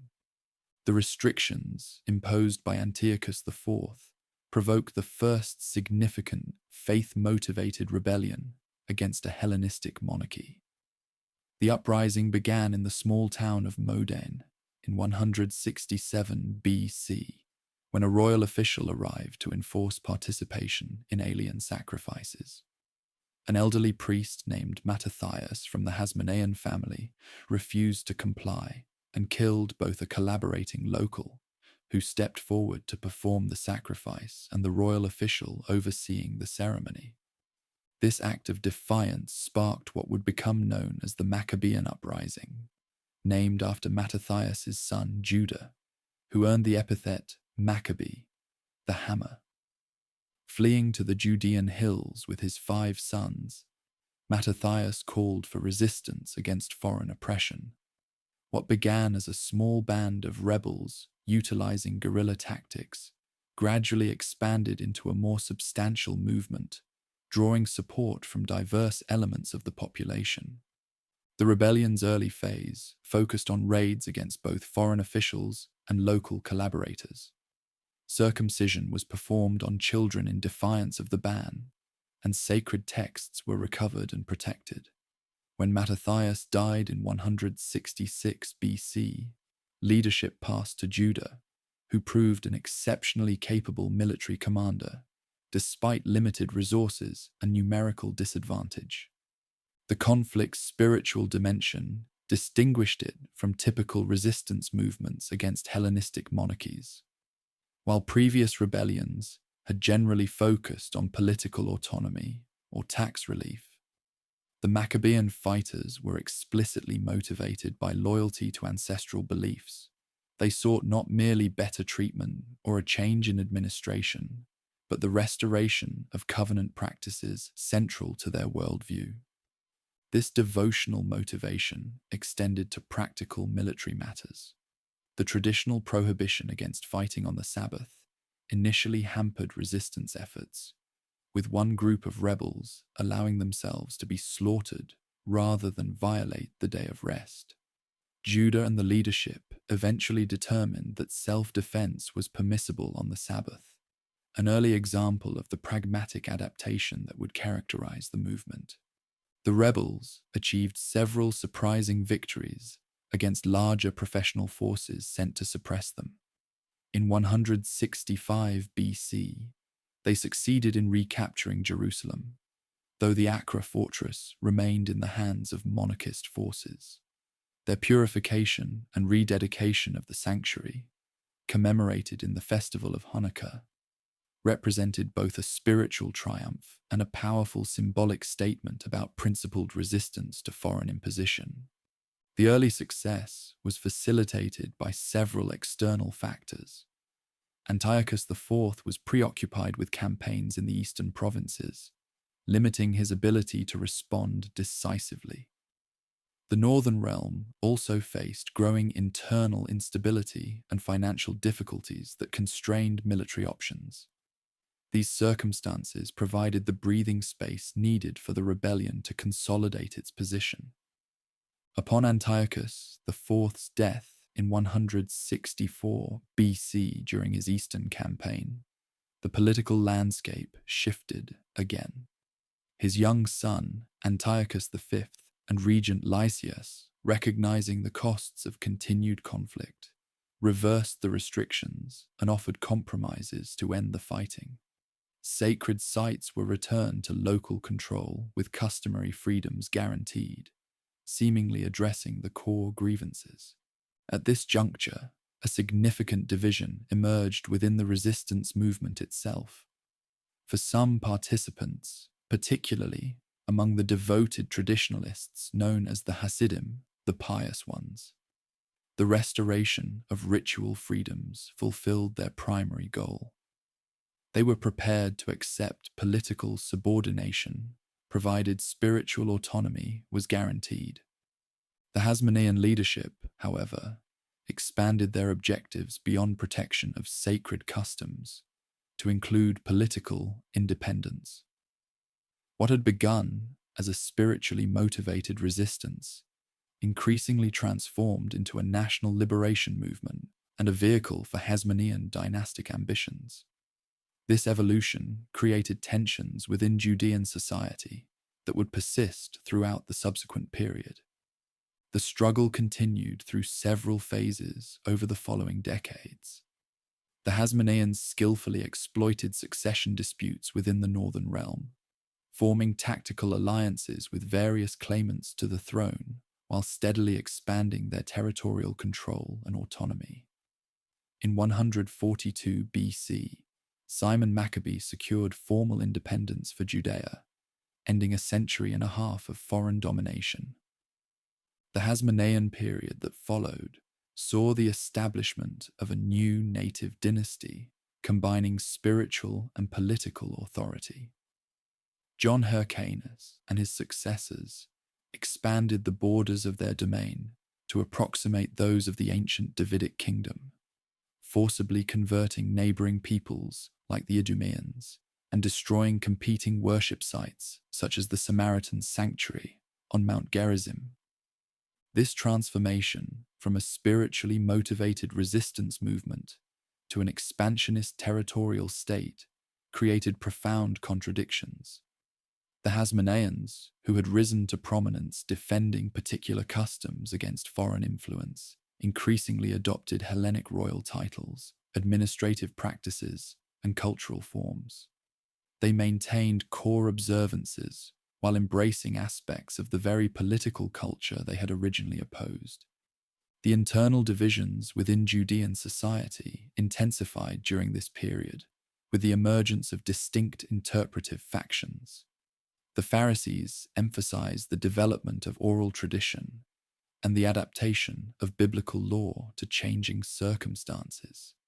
The Sadducees, often associated with the priestly aristocracy, advocated a more conservative textual approach, focused on sacrificial worship. The Essenes withdrew from what they viewed as a corrupted establishment to establish separate communities, pursuing ritual purity.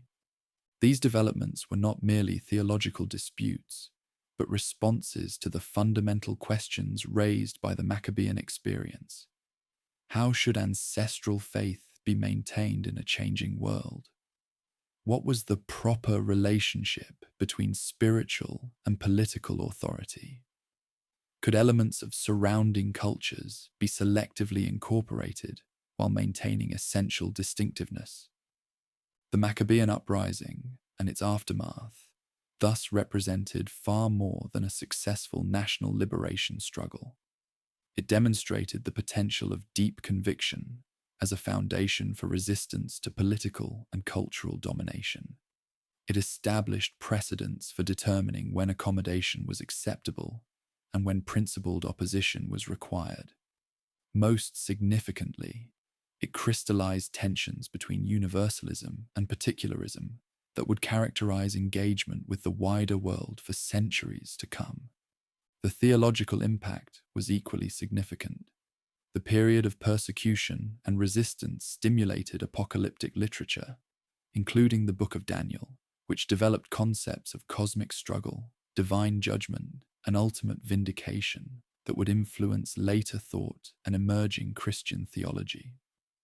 The martyrdom accounts from this period established models of faithful witnessing through suffering that would resonate across multiple traditions. By the mid-2nd century BC, as Western influence was reshaping the Mediterranean world, this small territory had already undergone a profound transformation, with consequences far exceeding its geographical boundaries. The patterns of resistance, accommodation, and selective adaptation developed during this period would provide templates for faithful minorities, navigating the challenges of maintaining distinctiveness within cosmopolitan empires throughout subsequent history. The Judean experience, while distinctive in important respects, represented just one instance of a broader phenomenon: how indigenous cultures throughout the Eastern Mediterranean and beyond responded to the pervasive spread of Hellenic civilization in the wake of Alexander's conquests. These responses varied dramatically across regions, reflecting the diversity of pre-existing cultural traditions and the different forms that Macedonian rule took in each territory. In Egypt, With its millennia of continuous civilization and powerful priestly establishments, the encounter produced a complex pattern of parallel development and selective integration. The Ptolemaic rulers publicly embraced pharaonic traditions, adopting traditional royal iconography and ceremonial roles while maintaining their Macedonian heritage within court circles. Native sanctuaries continued functioning with substantial autonomy, though with decreasing resources and prestige over time. This arrangement created what scholars have called a dual civilization, rather than a true synthesis. The administrative elite remained predominantly Greek-speaking, with advancement requiring adoption of the conqueror's language and educational system. Native Egyptians faced discrimination in accessing higher positions, though a small class of bilingual scribes served as cultural intermediaries between the systems. Nevertheless, important adaptations occurred on both sides. The creation of the syncretic deity Serapis, early in the Ptolemaic period, represented a deliberate attempt to establish a cult appealing to both Egyptian and Macedonian populations. Combining elements of Osiris, Apis, and Hellenic deities, like Zeus and Dionysus, this new divine figure acquired a distinctive iconography and ritual practices that spread throughout the Mediterranean basin. The role of Egyptian elements increased during the later Ptolemaic period, partly in response to uprisings in Upper Egypt. Royal patronage of traditional structures expanded, and indigenous motifs appeared more prominently in official iconography. This shift reflected both pragmatic efforts to secure native support and the gradual Egyptian influence on the ruling dynasty itself after generations in the country. Further east, in Mesopotamia and Iran, different patterns emerged. The Seleucid approach to governance involved establishing new urban centers modeled on Hellenic principles, while generally allowing indigenous institutions to continue in the countryside. This created islands of Mediterranean culture within a sea of traditional practices, rather than attempting comprehensive transformation. Babylon, with its ancient scholarly tradition and sophisticated astronomical knowledge, exemplifies the complex exchange that could develop. Babylonian astronomical techniques were adopted by Hellenic scientists, while local scholars began recording their observations in Greek alongside traditional cuneiform formats. The famous astronomical diaries from this period demonstrate how scientific practices could transcend cultural boundaries, even as devotional and social traditions remained distinct. Iranian resistance to assimilation took more explicit political forms, with the rise of the Parthians in the mid-3rd century BC. Originally a nomadic people from Central Asia, the Parthians adopted elements of Achaemenid Persian royal ideology to legitimize their rule over Iranian populations. They presented themselves as restorers of native traditions against foreign imposition, though ironically incorporating selected Mediterranean artistic and administrative practices in the process. The Parthian challenge to Seleucid authority accelerated after the Battle of Magnesia weakened the kingdom. By the late 2nd century BC, Parthian rule extended across the Iranian plateau, creating a power that would eventually become Rome's principal eastern rival. Their successful opposition demonstrated the limitations of Hellenic penetration. In regions with strong indigenous traditions and political structures capable of organizing effective resistance. Even more dramatic processes of interaction unfolded on the eastern frontiers of the Macedonian world. In Bactria and northwest India, the Greco-Bactrian and Indo-Greek kingdoms, established after Seleucid authority, receded, developed distinctive forms blending Hellenic, Iranian, and Indian elements. These realms maintained connections with the Mediterranean, while increasingly incorporating local customs and beliefs. Perhaps the most remarkable example of cross-cultural synthesis emerged in the artistic and religious developments of the Gandharan region. Here, Buddhist imagery was rendered using Hellenic representational techniques, creating a distinctive aesthetic tradition. More profoundly, philosophical exchange between Hellenic and Buddhist thought may have influenced both traditions, though the exact nature and extent of this interaction remains debated. This process of cultural negotiation was not limited to conquered territories.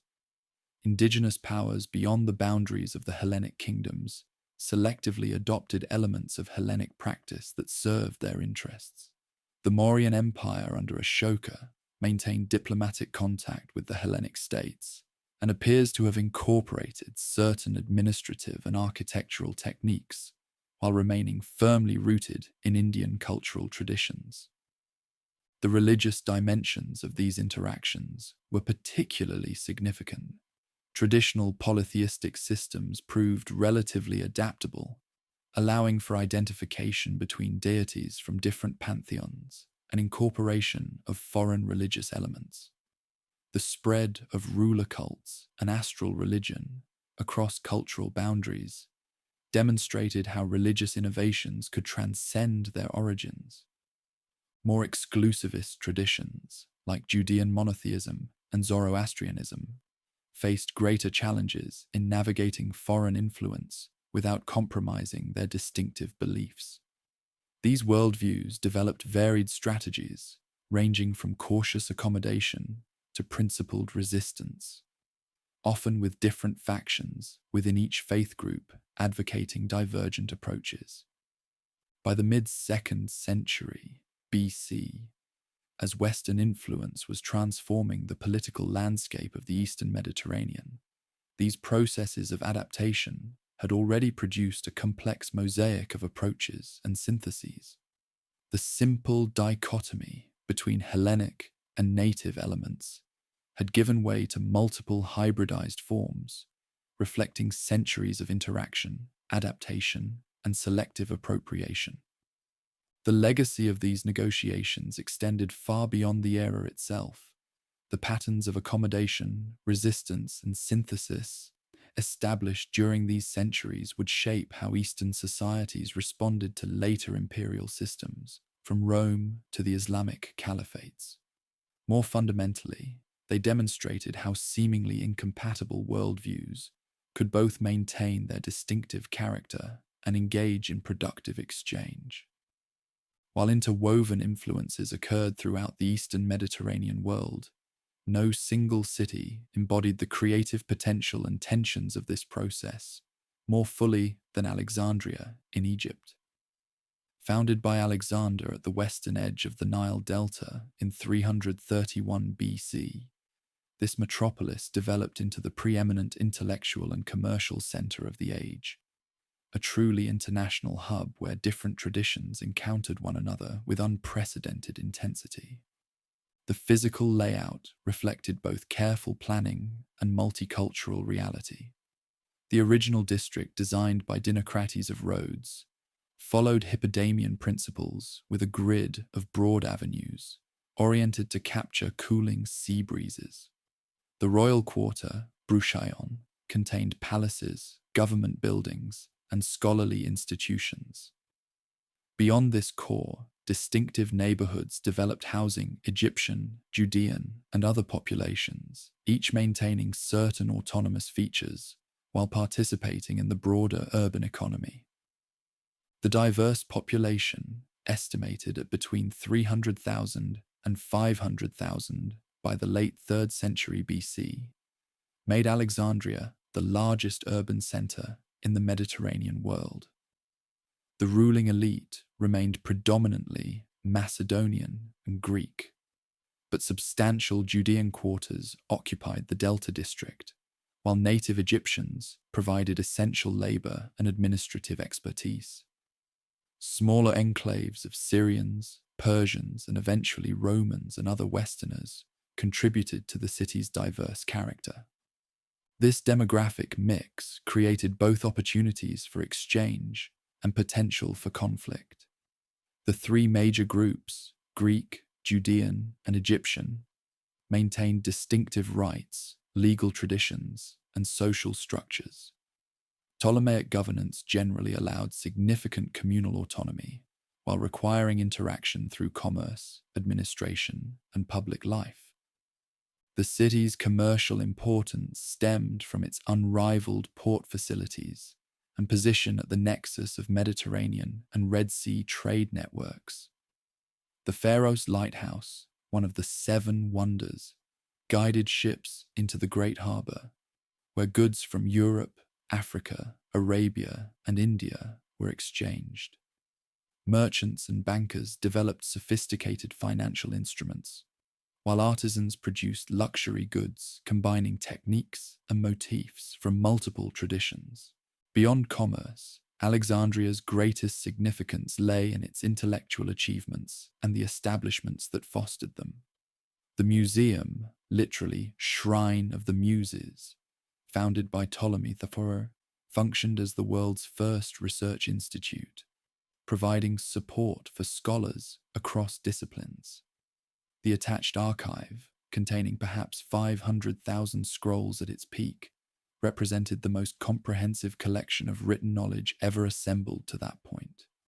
These institutions facilitated remarkable advances in multiple fields.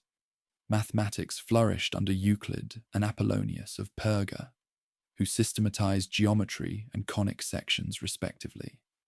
Astronomy reached new heights, with Aristarchus proposing a heliocentric model of the solar system, and Eratosthenes calculating Earth's circumference with remarkable accuracy. Medical knowledge advanced through the anatomical studies of Herophilus and Erasistratus, who conducted human dissections, a practice forbidden in most ancient societies. The collection policy was notably inclusive, gathering texts from all knowledge traditions. According to legend, the Septuagint translation of Hebrew scriptures began with Ptolemy II's commission to include these works in the holdings. Egyptian historical and philosophical texts were similarly collected and sometimes translated.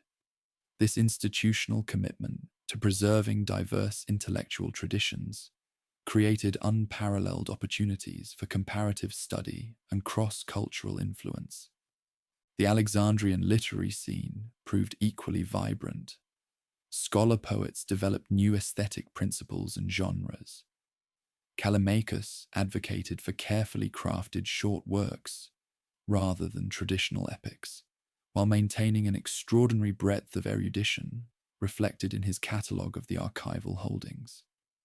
Theocritus invented pastoral poetry with his idealized depictions of rustic life, while Apollonius of Rhodes reimagined epic narrative with his psychologically nuanced Argonautica. The spiritual developments in Alexandria reflected similar patterns of preservation, adaptation, and innovation. The Ptolemaic establishment of the Serapis cult represented a deliberate effort to create a deity acceptable to both Greek and Egyptian worshippers. The magnificent Serapeum complex eventually housed a branch of the Great Collection and attracted pilgrims from across the Mediterranean.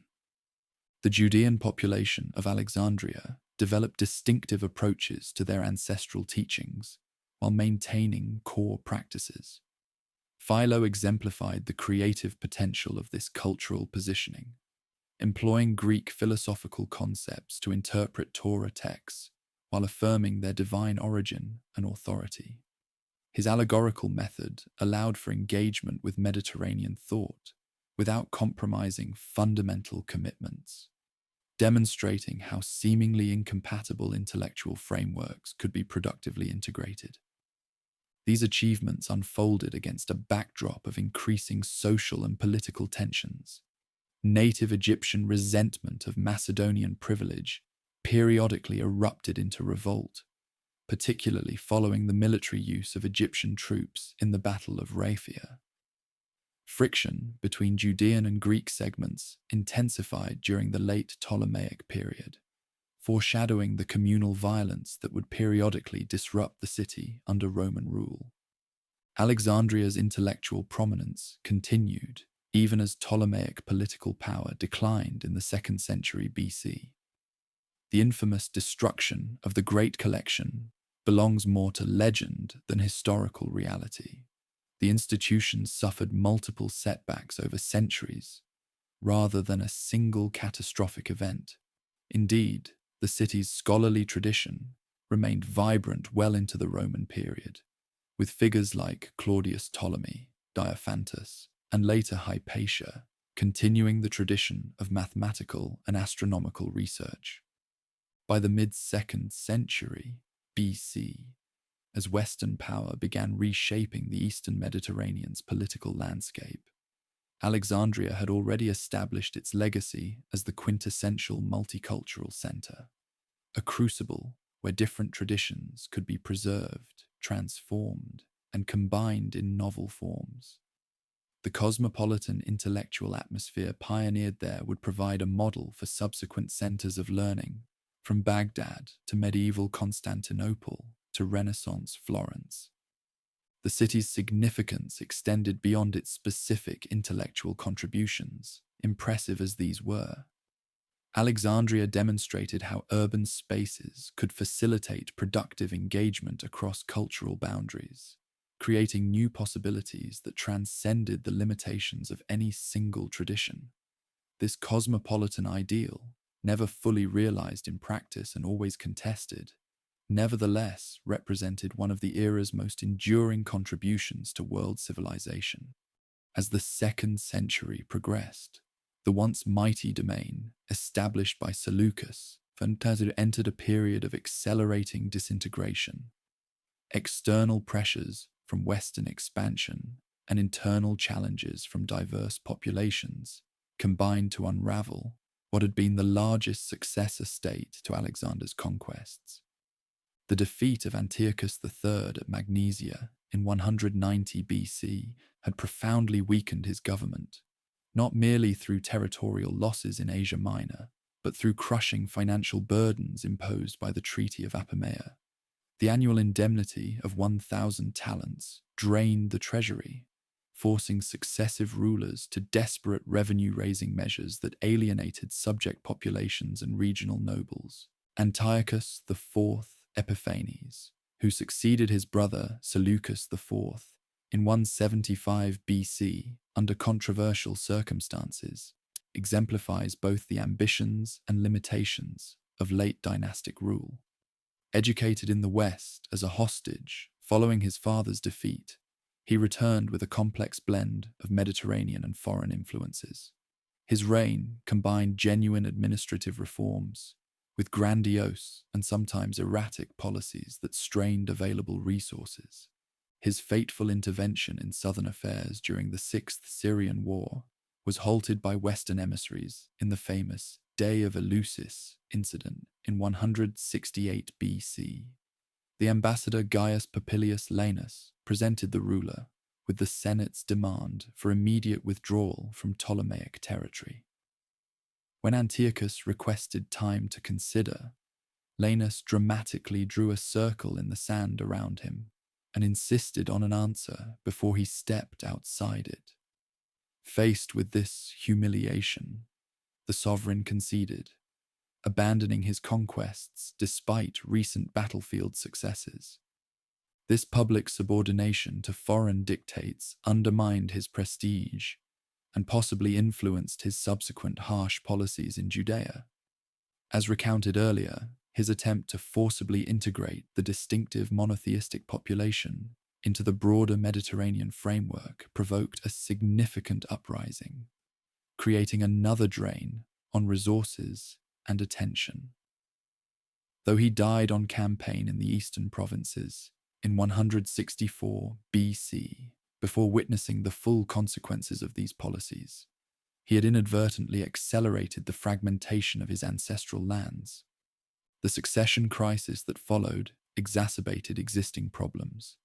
His young son, Antiochus V Eupator, briefly governed under the regency of Lysias, but was soon overthrown by his cousin Demetrius I, who had escaped Western custody.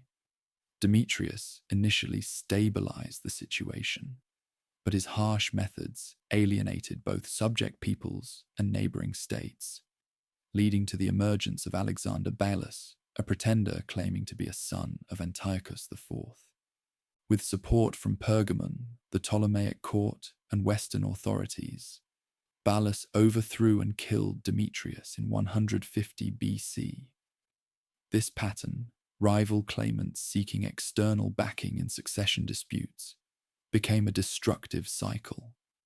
From this point onward, the throne in Antioch frequently changed hands through violence, with each contender controlling different portions of the diminishing lands. Branches of the royal family fought bitterly against one another, inviting foreign intervention and undermining what remaining cohesion the state possessed. These internal divisions coincided with increasing external challenges. In the east, the Parthians, under Mithridates I, expanded aggressively at Syrian expense. Taking advantage of the distraction provided by succession wars, their forces captured Media in 148 BC and the wealthy territory of Babylonia in 141 BC, gaining control of the strategic royal road and vital agricultural resources.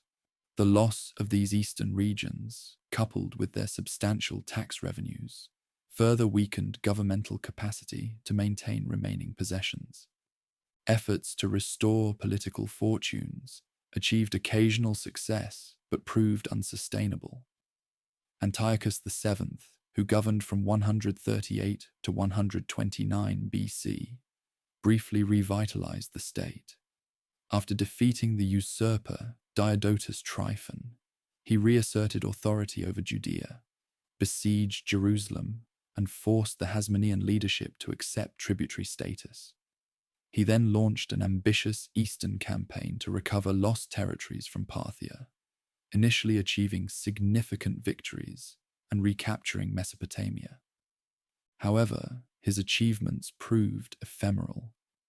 After initial successes, his forces were destroyed in a surprise Parthian attack near Ecbatana in 129 BC, with Antiochus himself among the dead. This defeat marked the effective end of Syrian dominance east of the Euphrates. The dream of rebuilding the vast territories stretching to the borders of India, which had been a foundational aspect of dynastic identity and legitimacy, was permanently abandoned. In the aftermath of this disaster, the northern lands contracted to the Syrian heartland, occasionally extending influence into parts of Cilicia, Phoenicia, and northern Mesopotamia as circumstances permitted. Even these regions were frequently contested by rival claimants, with major centers like Antioch, Damascus, and Tyre shifting allegiance between competing branches of the dynasty or asserting temporary self-governance during power vacuums. This ongoing decline coincided with significant social and economic changes. Towns increasingly asserted local rights, negotiating with contenders for confirmation of privileges in exchange for recognition. Ancient traditions of civic self-rule, which had been maintained under a veneer of central oversight, even during the state's height, reasserted themselves as authority weakened. Municipal currency proliferated, often featuring dating systems based on local eras of self-determination rather than regnal years.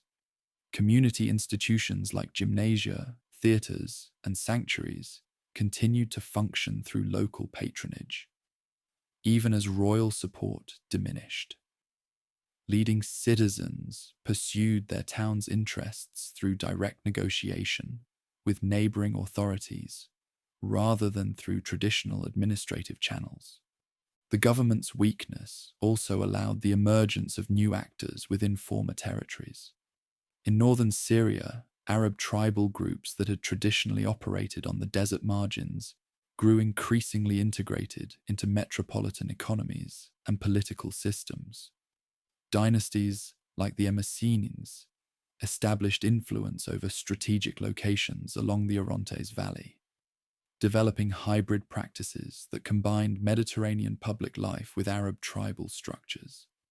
Along the Phoenician coast, old mercantile hubs like Tyre, Sidon, and Byblos reasserted their traditional self-rule, leveraging their seafaring connections and commercial wealth to negotiate advantageous positions between competing authorities. These centers maintained their distinctive traditions and local customs, adapting foreign forms to their own purposes rather than simply adopting them wholesale. The weakening of central oversight also permitted the rise of local chiefs and warlords, who managed rural areas and extracted protection payments from travelers and settlements. These figures sometimes achieved quasi-legitimate status through recognition by rival royal claimants desperate for military support. The distinction between authorized commander and independent military entrepreneur blurred as the state lost its monopoly on organized force. By the early 1st century BC, the once mighty Northern Territory had been reduced to a patchwork of competing mini-states, autonomous towns and tribal areas, nominally ruled by rival members of the royal house, but increasingly subject to outside influence. The dynastic decline reflected broader changes sweeping the eastern Mediterranean, as new forces emerged and old certainties dissolved in a rapidly evolving landscape. While the northern realm fragmented through succession disputes and territorial losses, their traditional rivals along the Nile faced different challenges. The House of Ptolemy, governing from their magnificent capital at Alexandria, maintained greater stability and territorial integrity than their northern counterparts, yet experienced their own form of decline, characterized by internal family conflicts and growing dependence on Western support. The reign of Ptolemy VI Philometor marked a crucial transition in fortunes. Ascending the throne as a child in 180 BC, he initially governed under the regency of his mother Cleopatra, daughter of Antiochus III. After her death, court officials mismanaged state affairs, creating an opportunity for Antiochus IV to invade. Though outside intervention forced Antiochus to withdraw, this conflict exposed military weakness and established a pattern of external forces determining the country's future. Ptolemy II's tenure was further complicated by rivalry with his younger brother, who eventually ruled as Ptolemy VIII Euergetes II, later nicknamed Physcon or Potbelly by hostile sources. Their sister Cleopatra II, who married first one brother and then the other, added another dimension to this familial struggle. During a complex period from approximately 170 to 164 BC, the Nile Valley experienced divided administration, with the siblings controlling different portions of the country before an uneasy reconciliation. After Ptolemy VI's death in 145 BC, the family drama intensified.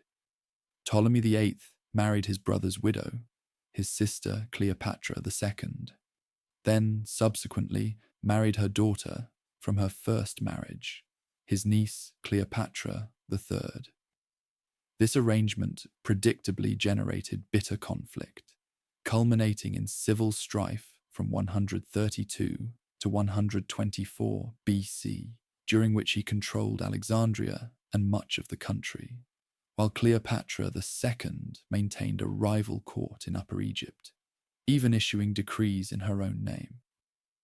These domestic conflicts damaged the economic and administrative systems that had made the southern realm the wealthiest successor state.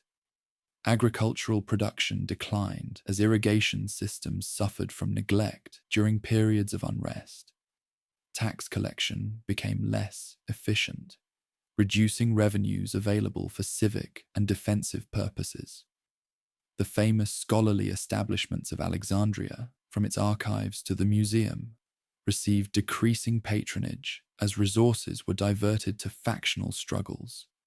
More significantly, These internal divisions invited outside meddling. Each faction increasingly sought external backing, particularly from the Western Republic, whose economic and martial capabilities made it the decisive arbitrator in regional disputes. Foreign diplomats acquired substantial influence in Alexandrian court politics, with official missions often dictating succession arrangements or territorial settlements. The land's independence was further compromised through financial ties. Western financiers extended loans to competing members of the ruling house, securing favorable commercial concessions in return. These arrangements gradually integrated the Nile Basin into economic networks centered on Italia, creating foreign constituencies with vested interests in local political decisions. Native resentment intensified during this period of dynastic weakness. Upper regions experienced recurrent unrest, with local leaders occasionally declaring themselves pharaohs in the traditional manner. The ancient holy capital of Thebes, center of indigenous spiritual resistance, was brutally sacked by Ptolemy VIII's forces in 88 BC, following its support for a major uprising. This suppression damaged important temple complexes and undermined one of civilization's most venerable sanctuary centers. The reign of Ptolemy, the 12th Auletes, which began in 80 BC, demonstrates the complete subordination of southern policy to Western interests. Illegitimate but recognized as leader through substantial bribes to influential foreigners, Auletes pursued policies so favorable to external merchants and officials that his subjects revolted, forcing him to flee Alexandria in 58 BC. He was restored 3 years later, only through direct military intervention, led by Aulus Gabinius, governor of Syria, after promising enormous sums to key Western power brokers. To secure these payments, Auletes appointed the financier Gaius Rabirius Posthumus as his minister, essentially surrendering financial sovereignty. Rabirius implemented extractive policies that further alienated the population while directing revenues to foreign creditors. After Auletes' death in 51 BC, he left his territories to his daughter Cleopatra VII and her younger brother Ptolemy III, explicitly requesting outside supervision of his will's execution, a remarkable abdication of dynastic autonomy. It was in this context of diminished sovereignty and economic subordination that the famous final act of Ptolemaic history unfolded. The young Cleopatra VII inherited a governmental apparatus dependent on foreign backing, a treasury depleted by her father's payments to Western patrons, and a population increasingly resentful of external exploitation. Her diplomatic and personal efforts to preserve southern independence through alliances with Julius Caesar and later Mark Antony represented the last attempt to maintain the Hellenistic state system in the face of Western expansion. These maneuvers ultimately failed. The naval engagement at Actium in 31 BC, followed by Octavian's invasion and the suicides of Cleopatra and Antony in Alexandria the following year, marked the definitive end of Ptolemaic governance.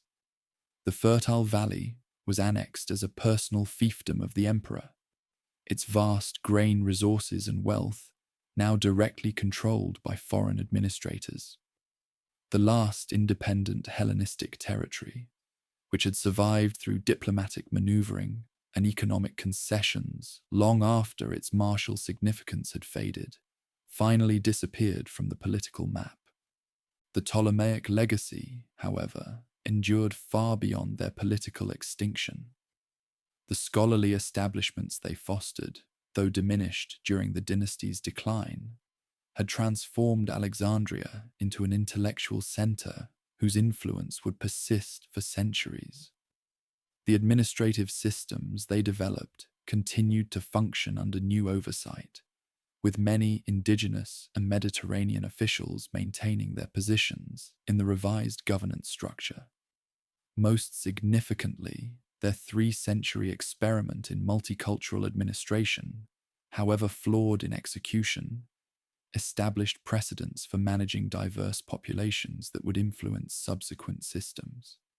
As the political structures established by Alexander's successors weakened under internal pressures and Western encroachment, the intellectual sphere they had fostered underwent significant transformations.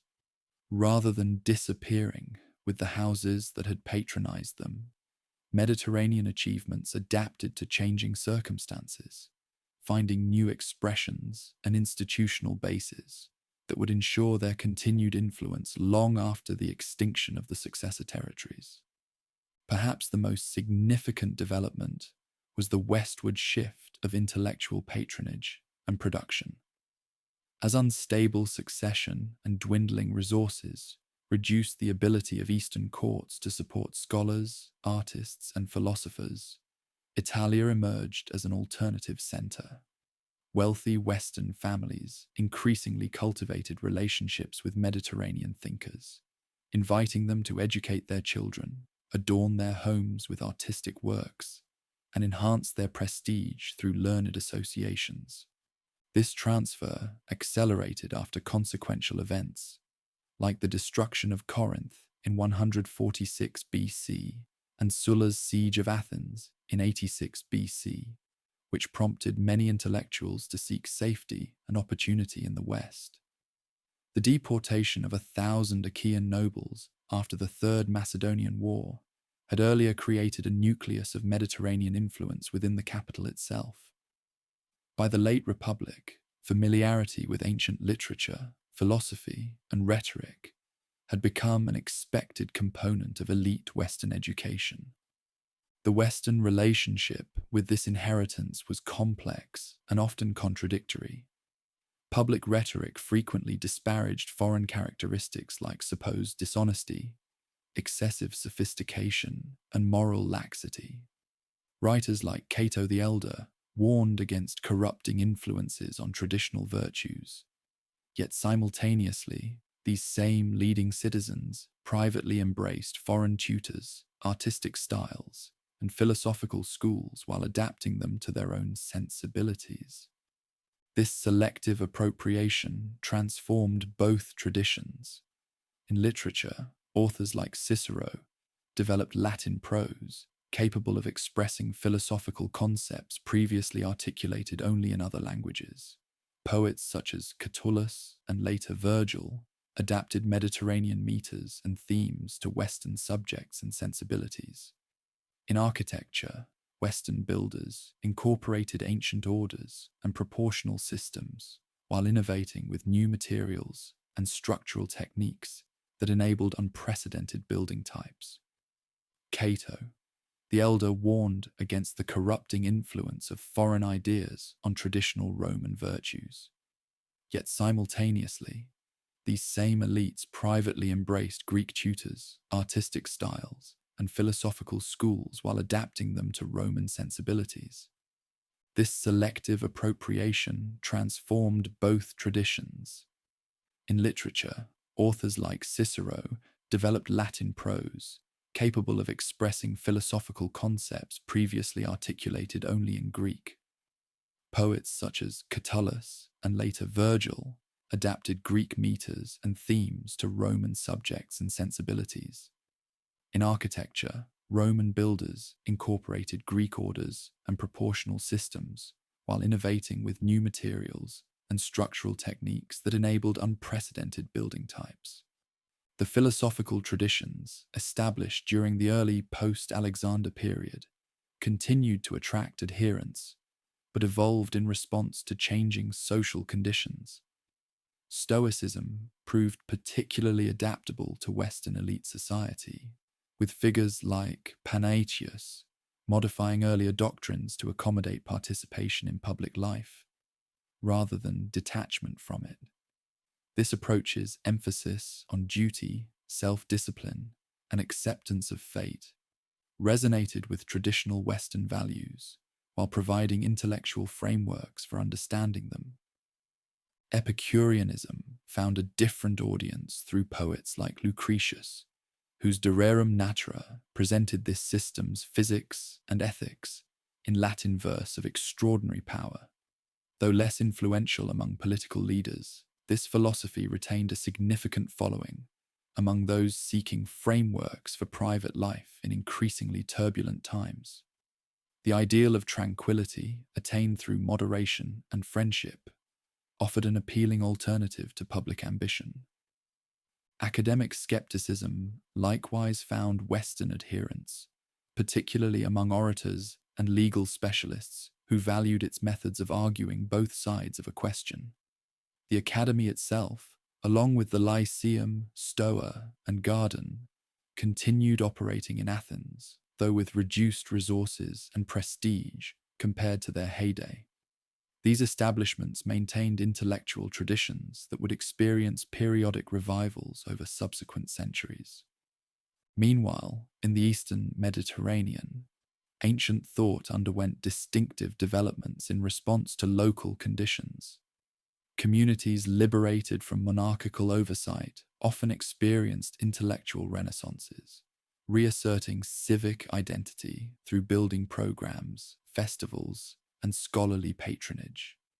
Regional hubs like Rhodes, Pergamon, and Antioch maintained important text collections and attracted learned individuals even as Alexandria's preeminence diminished. The period also witnessed growing interest in spiritual and mystical dimensions of Mediterranean heritage. Older mystery traditions like the Eleusinian rites continued attracting initiates, while newer syncretic approaches gained followers. Orphic teachings, with their promise of post-mortem rewards for the initiated, circulated more widely. Astronomical knowledge merged with metaphysical speculation in various astrological systems that gained adherents across social classes. This spiritual ferment reflected broader social anxieties during a period of political instability. As traditional civic frameworks weakened and cosmic order seemed increasingly subject to unpredictable forces, personified by the arbitrary power of distant authorities. Individuals sought certainty and agency through devotional practices, promising divine protection or privileged knowledge. These developments foreshadowed religious transformations that would characterize the subsequent imperial period. The educational approach that transmitted Mediterranean knowledge showed remarkable durability despite political upheavals. The gymnasium, which combined physical training with intellectual instruction, remained the central venue for elite male education throughout the region. The standardized curriculum of grammar, rhetoric, and basic philosophy, supplemented for some by more advanced studies, created a common framework that transcended political boundaries. This educational continuity ensured that the distinctive worldview developed during the post-Alexander period, rationalistic, cosmopolitan, attuned to universal principles while accommodating diversity, remained available to subsequent generations. Even as political structures changed, the intellectual tools and references these schools imparted continued shaping how community leaders across the Mediterranean understood themselves and their world. By the late 1st century BC, as the final successor territories collapsed, ancient Mediterranean civilization had completed a remarkable transition. Having partially detached from its original political frameworks, it had become both a tradition to be preserved and a resource to be deployed in new contexts. Its survival no longer depended on the patronage of Macedonian dynasties, but on its utility and appeal to diverse populations across an increasingly interconnected world. This transformation ensured that the synthesis achieved during the 3 centuries following Alexander's conquests would endure long after the political structures that had fostered it disappeared. Indeed, the most profound influence of this achievement may lie precisely in this legacy, a sophisticated framework for understanding nature, society, and human experience that transcended its original historical context to shape multiple subsequent civilizations. The transformation of Western involvement with the Eastern Mediterranean, from occasional diplomatic intervention to direct territorial administration, represents one of the most consequential geopolitical developments of the late post-Alexander period. This process, unfolding over more than a century, proceeded not through a predetermined expansionist agenda, but through ad hoc responses to regional crises, gradually establishing patterns that culminated in formal organizational annexation. The initial engagement beyond the Adriatic came at the invitation of Eastern communities themselves. When Philip V of Macedon allied with Hannibal during the Second Punic conflict, the Senate formed counter-alliances with the Aetolian League and Pergamon. Similarly, appeals from Rhodes and Pergamon against Philip's aggression triggered the Second Macedonian War. In these early interactions, Western authorities portrayed themselves as protectors of freedom against monarchical ambition rather than conquerors, a posture that facilitated regional acceptance of their growing influence.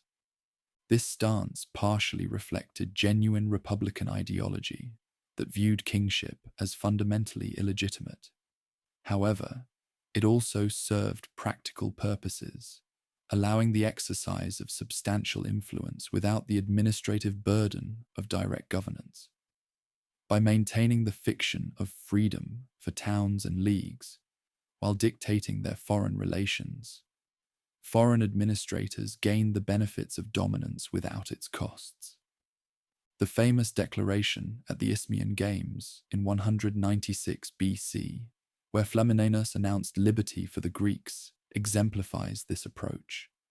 The pronouncement received rapturous welcome from audiences steeped in classical traditions of self-determination.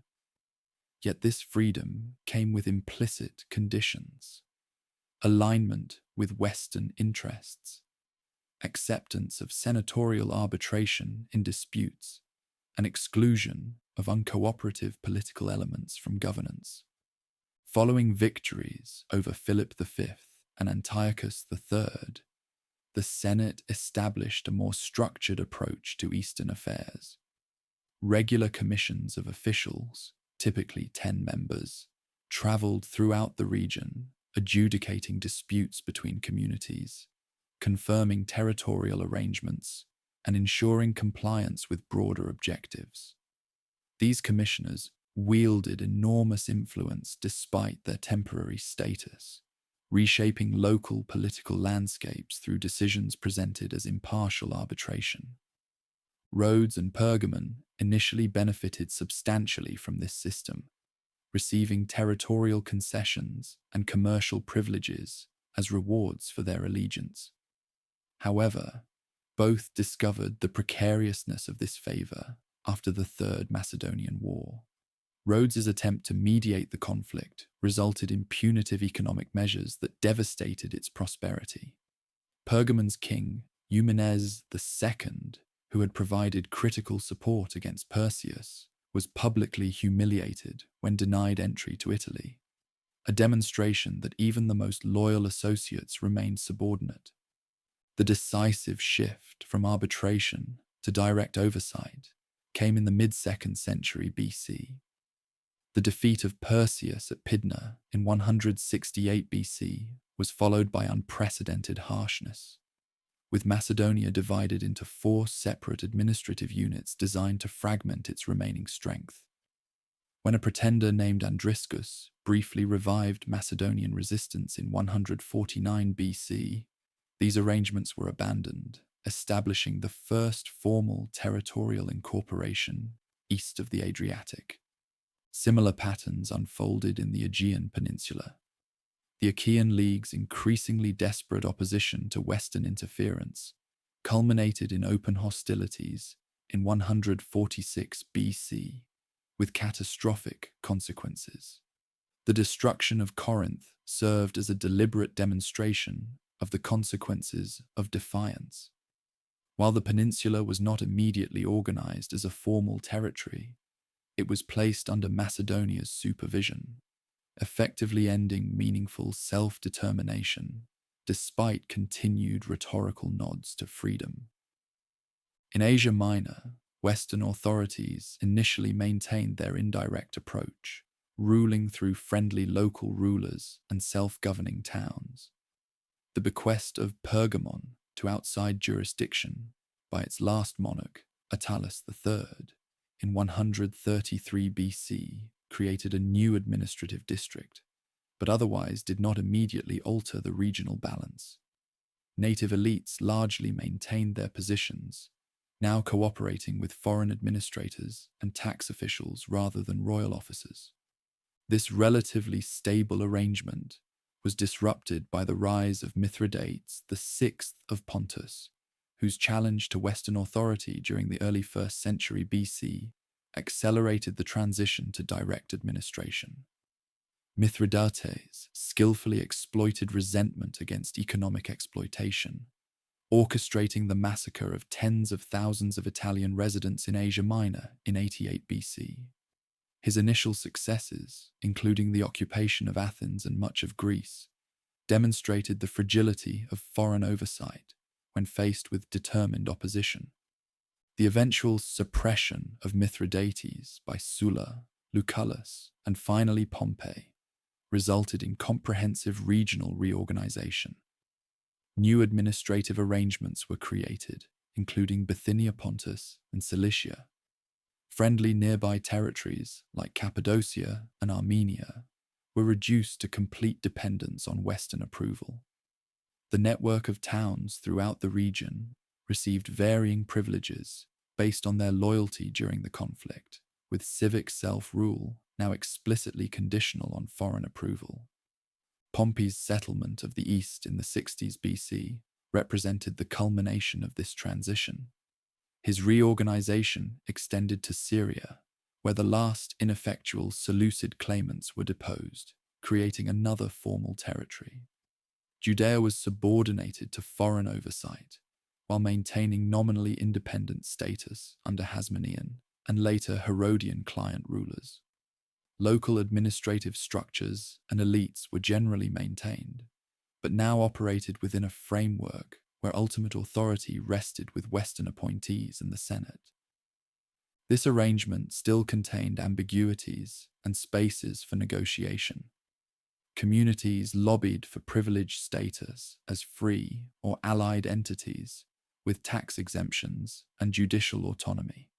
Friendly local leaders cultivated relationships with powerful foreign patrons to maintain their positions. Councils representing regional elites could petition against particularly abusive officials, occasionally securing their recall or prosecution. However, the fundamental power dynamic had shifted decisively. The Eastern Mediterranean had been integrated into a system centered on the Western capital, with local autonomy existing at the pleasure of distant authorities. Economic networks increasingly oriented toward Italy, with tax revenues, loan repayments, and commercial profits flowing westward. Intellectual production increasingly addressed foreign tastes and patronage requirements, even while maintaining traditional Mediterranean forms. The civil conflicts that consumed the late Republic paradoxically demonstrated the completeness of this integration. Eastern territories and friendly neighbors became battlegrounds and resource bases for competing Western factions, rather than independent actors pursuing their own agendas. Local authorities aligned themselves with Caesar or Pompey, later with Antony or Octavian, but rarely attempted to exploit these divisions to restore genuine self-determination. Cleopatra VII's alliance with Mark Antony represented the last significant attempt to reverse this process of incorporation. By combining Nile Valley resources with a powerful Western faction, she briefly created the possibility of a more balanced relationship between East and West. The defeat at Actium and the subsequent takeover of Egypt eliminated this final vestige of political independence, completing the subordination of the entire Eastern Mediterranean to Western dominion. The transition from successor kingdoms to foreign territories thus unfolded through a complex process of negotiation, conflict, and adaptation rather than through simple conquest. The initial reluctance to assume direct administrative responsibilities gradually gave way to more formal mechanisms, as the limitations of indirect management became apparent. The resulting system incorporated many existing local structures and networks while redirecting them toward new purposes. This pragmatic approach helps explain both the durability of Western oversight and the persistence of Eastern cultural forms under changing political conditions. By working through, rather than entirely replacing local institutions, authorities established a framework that could adapt to regional differences while maintaining overall direction. This pattern, developed during the late post-Alexander period, would characterize foreign governance throughout the subsequent centuries of unified Mediterranean rule. As the 1st century BC entered its final decades, the fate of the Mediterranean world hung in the balance. Following the assassination of Julius Caesar in 44, the Western Republic spiraled into another round of civil strife, with his principal lieutenant Mark Antony and adoptive heir Octavian initially cooperating to defeat Caesar's assassins before turning against each other. This final contest for supremacy would simultaneously conclude both the last chapter of Republican history and the 3-century saga of the successor states to Alexander's empire. Mark Antony, having secured authority over the eastern territories, established his headquarters in Alexandria in 41. His relationship with Cleopatra VII, the last ruler of the Ptolemaic line, quickly evolved from political alliance to personal attachment. Their partnership offered mutual advantages. Antony gained access to Egyptian wealth and resources to finance his ambitions, while Cleopatra obtained powerful backing for her efforts to preserve Egyptian independence and potentially restore territories once held by her ancestors. This alliance was formalized in the so-called Donations of Alexandria in 34. In an elaborate ceremony, Antony officially recognized Cleopatra as Queen of Kings, and Caesarion, her son by Julius Caesar, as King of Kings. He also distributed territories to the children he had fathered with her. Alexander Helios received Armenia and the lands beyond the Euphrates. Cleopatra Selene was granted Cyrenaica and Libya, and Ptolemy Philadelphus received Syria and Cilicia. These grandiose distributions, which included lands not actually under Antony's control, had little practical effect but carried enormous symbolic significance. They suggested the creation of a new Eastern Empire, independent of Western oversight and modelled on the earlier successor kingdoms. More provocatively, they implicitly recognized Caesarion as Julius Caesar's legitimate son and heir, directly challenging Octavian's position as Caesar's adopted successor. Octavian, astutely recognizing a political opportunity, characterized these actions as evidence that Antony had fallen under foreign influence and abandoned traditional values. Through a masterful propaganda campaign, he transformed what might have been seen as simply another factional dispute among powerful men into an existential conflict between West and East, traditional virtue and Oriental decadence, republican institutions and monarchical ambition. The decisive confrontation came in 31 BC near the promontory of Actium on Greece's western coast. Antony and Cleopatra had assembled a substantial fleet and army in the region, but found themselves in an increasingly difficult position as Octavian's naval forces, commanded by Agrippa, disrupted their supply lines and gradually demoralized their troops through a strategy of containment rather than direct engagement. When battle was finally joined on September 2nd, the naval encounter proved anticlimactic. Early in the fighting, Cleopatra's squadron of 60 ships suddenly raised their sails and broke through the blockade, sailing for Egypt. Antony, observing this movement, abandoned his flagship and followers to join her in retreat. The remaining fleet, leaderless and demoralized, continued resistance briefly before surrendering. The reasons for this unexpected withdrawal remain debated.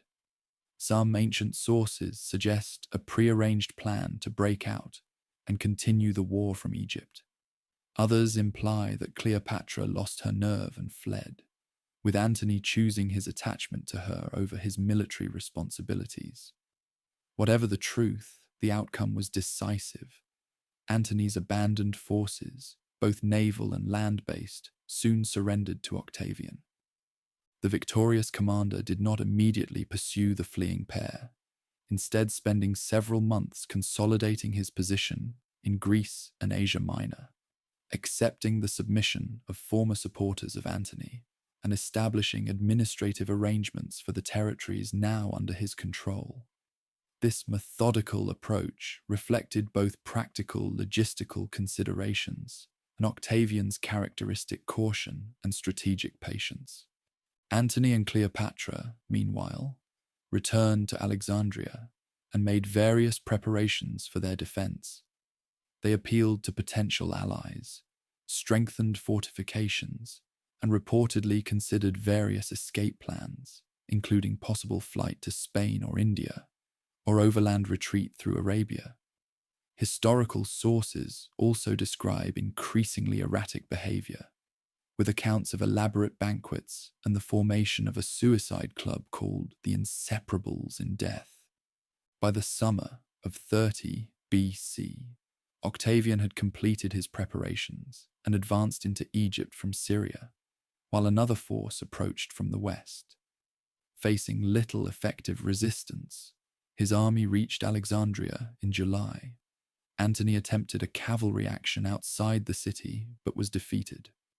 According to accounts by Plutarch and others, he was falsely informed that Cleopatra had already taken her life, prompting him to attempt suicide by falling on his sword.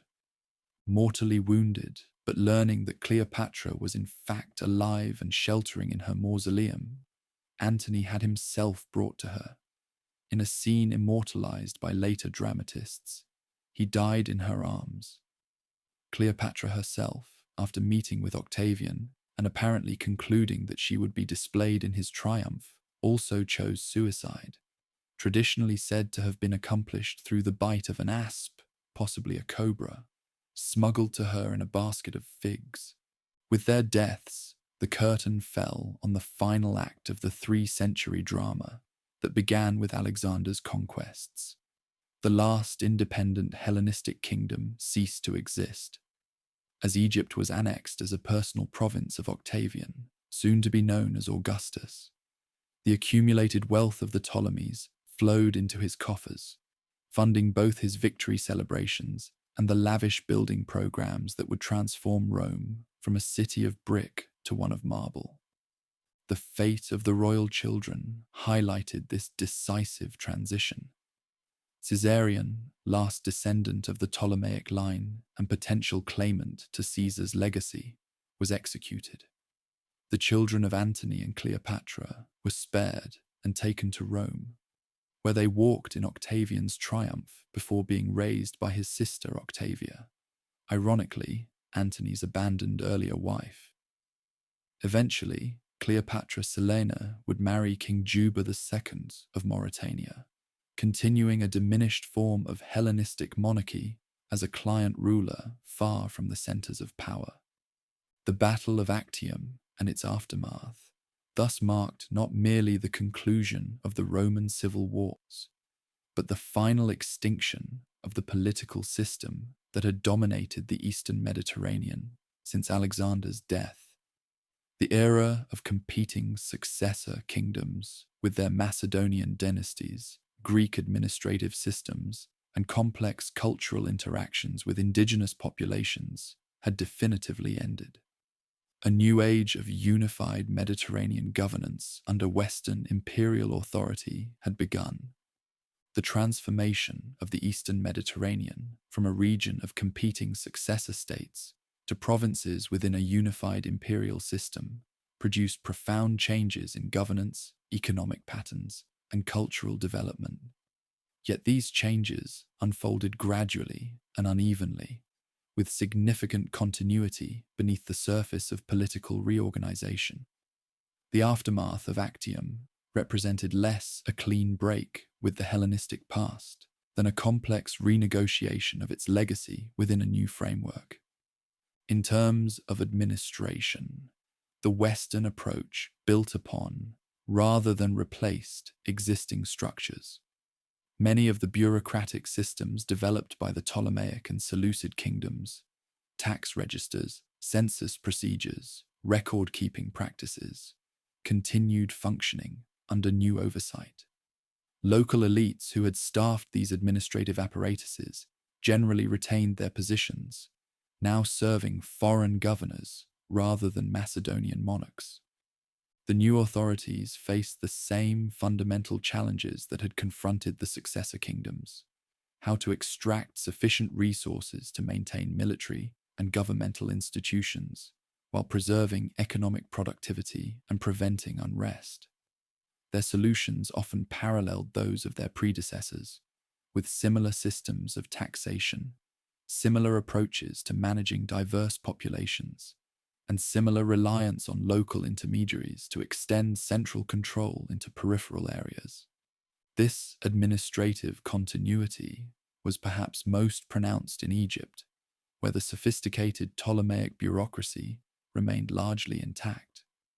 The country was designated a personal possession of the emperor, rather than a standard province, reflecting both its exceptional wealth and its distinctive administrative tradition. A prefect of equestrian, rather than senatorial rank, governed in the emperor's name, maintaining the highly centralized system of economic management that had characterized Ptolemaic rule.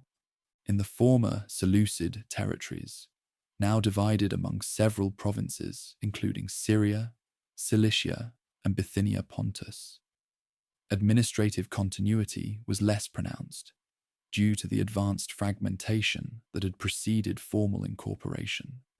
Here, the imperial authorities had to integrate a patchwork of directly administered regions, client kingdoms, autonomous cities, and temple estates into a coherent governing system. This integration unfolded gradually over several generations, with local arrangements often persisting long after formal provincial organization. The civic institutions of the Greek polis continued to function under Western rule, though with gradually diminishing autonomy. City councils, assemblies, and magistracies maintained responsibility for local administration, construction projects, and cultural activities.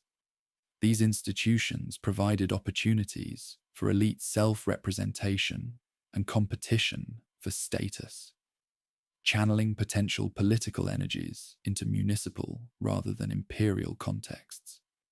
Over time, however, civic finances came under increasing scrutiny from provincial governors, limiting independent initiative. Economic patterns showed similar continuity amid change. The basic productive systems, agriculture, craft manufacturing, resource extraction, continued largely unaltered in the short term. The most significant change involved the redirection of surplus wealth, which now flowed toward Italy rather than toward the former royal capitals of Alexandria, Antioch, and Pergamon. Tax revenues, commercial profits, and elite expenditures increasingly centered on Rome as the imperial metropolis. This westward flow of resources accelerated existing trends that had begun during the late Hellenistic period. Italian businessmen had already established substantial interests in the eastern provinces before formal annexation, particularly in sectors like tax collection, luxury goods trade, and banking.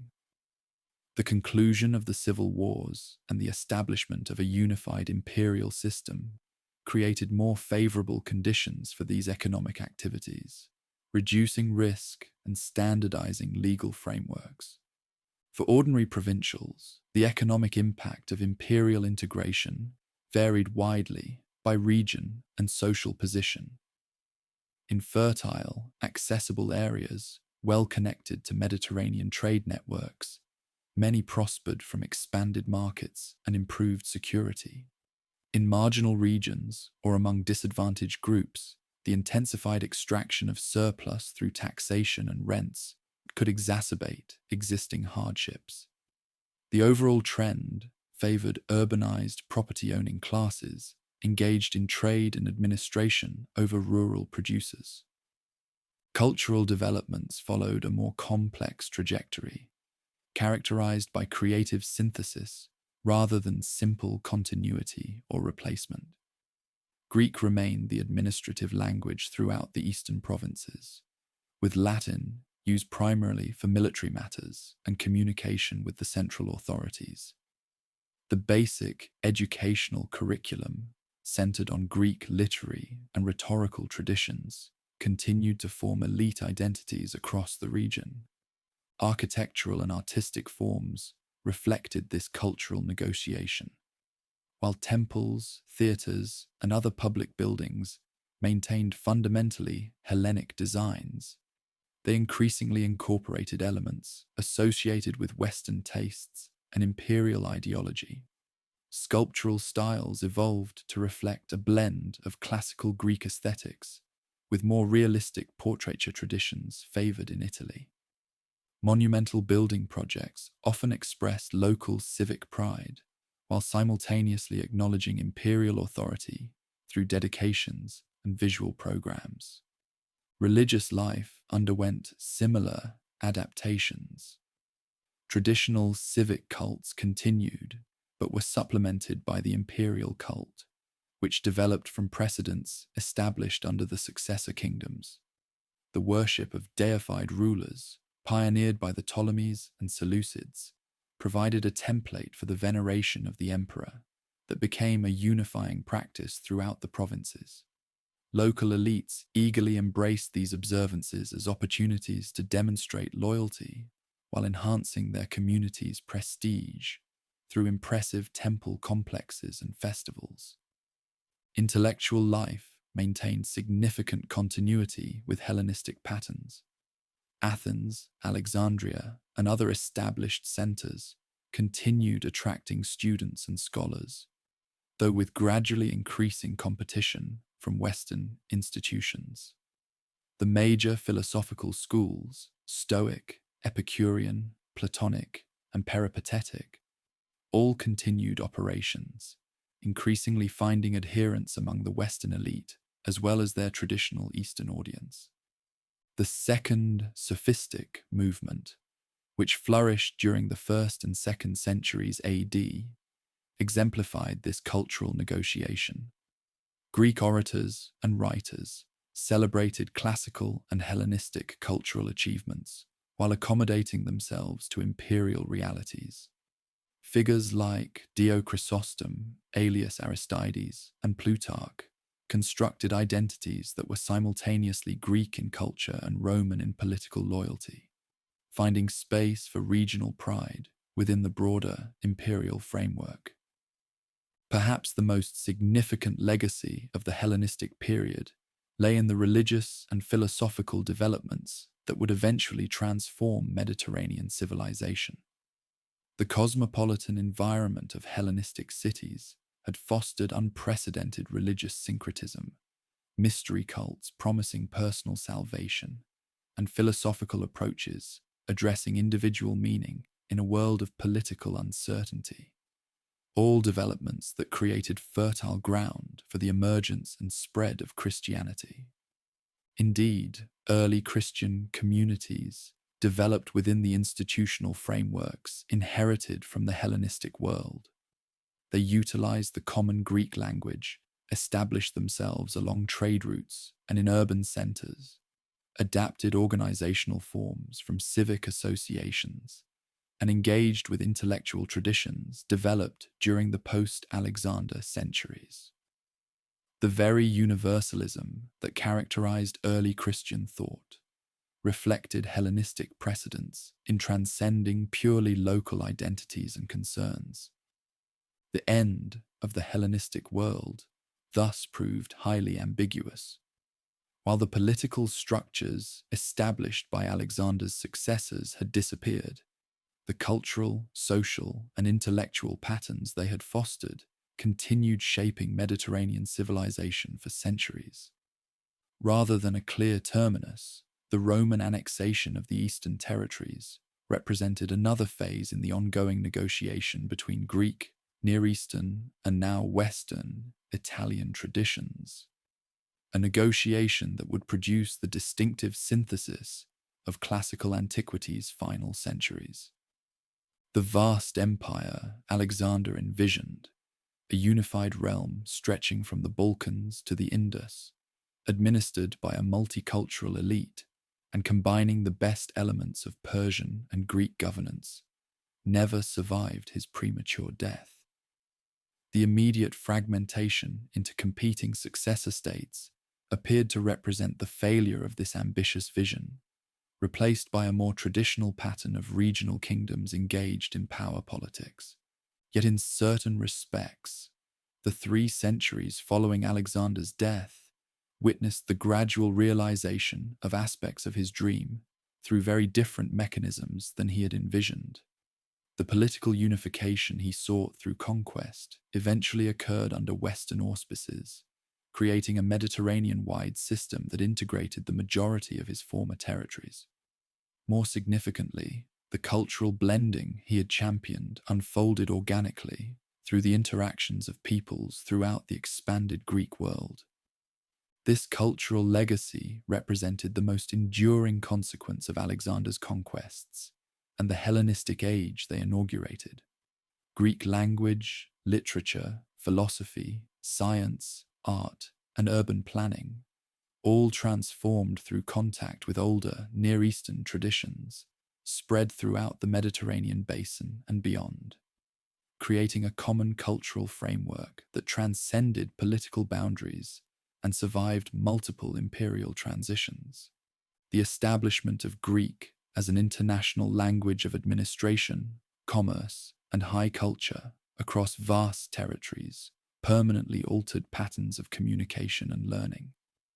Even as Latin gained prominence in the Western provinces, Greek maintained its position throughout the Eastern Mediterranean, serving as the primary written language for communities from Marseille to Babylon. This linguistic continuity facilitated the preservation and transmission of knowledge across regions and generations. The characteristic Hellenistic approach to urban development, planned cities with grid layouts, civic centers featuring administrative buildings, cultural facilities, and public spaces, established patterns that would be replicated for centuries.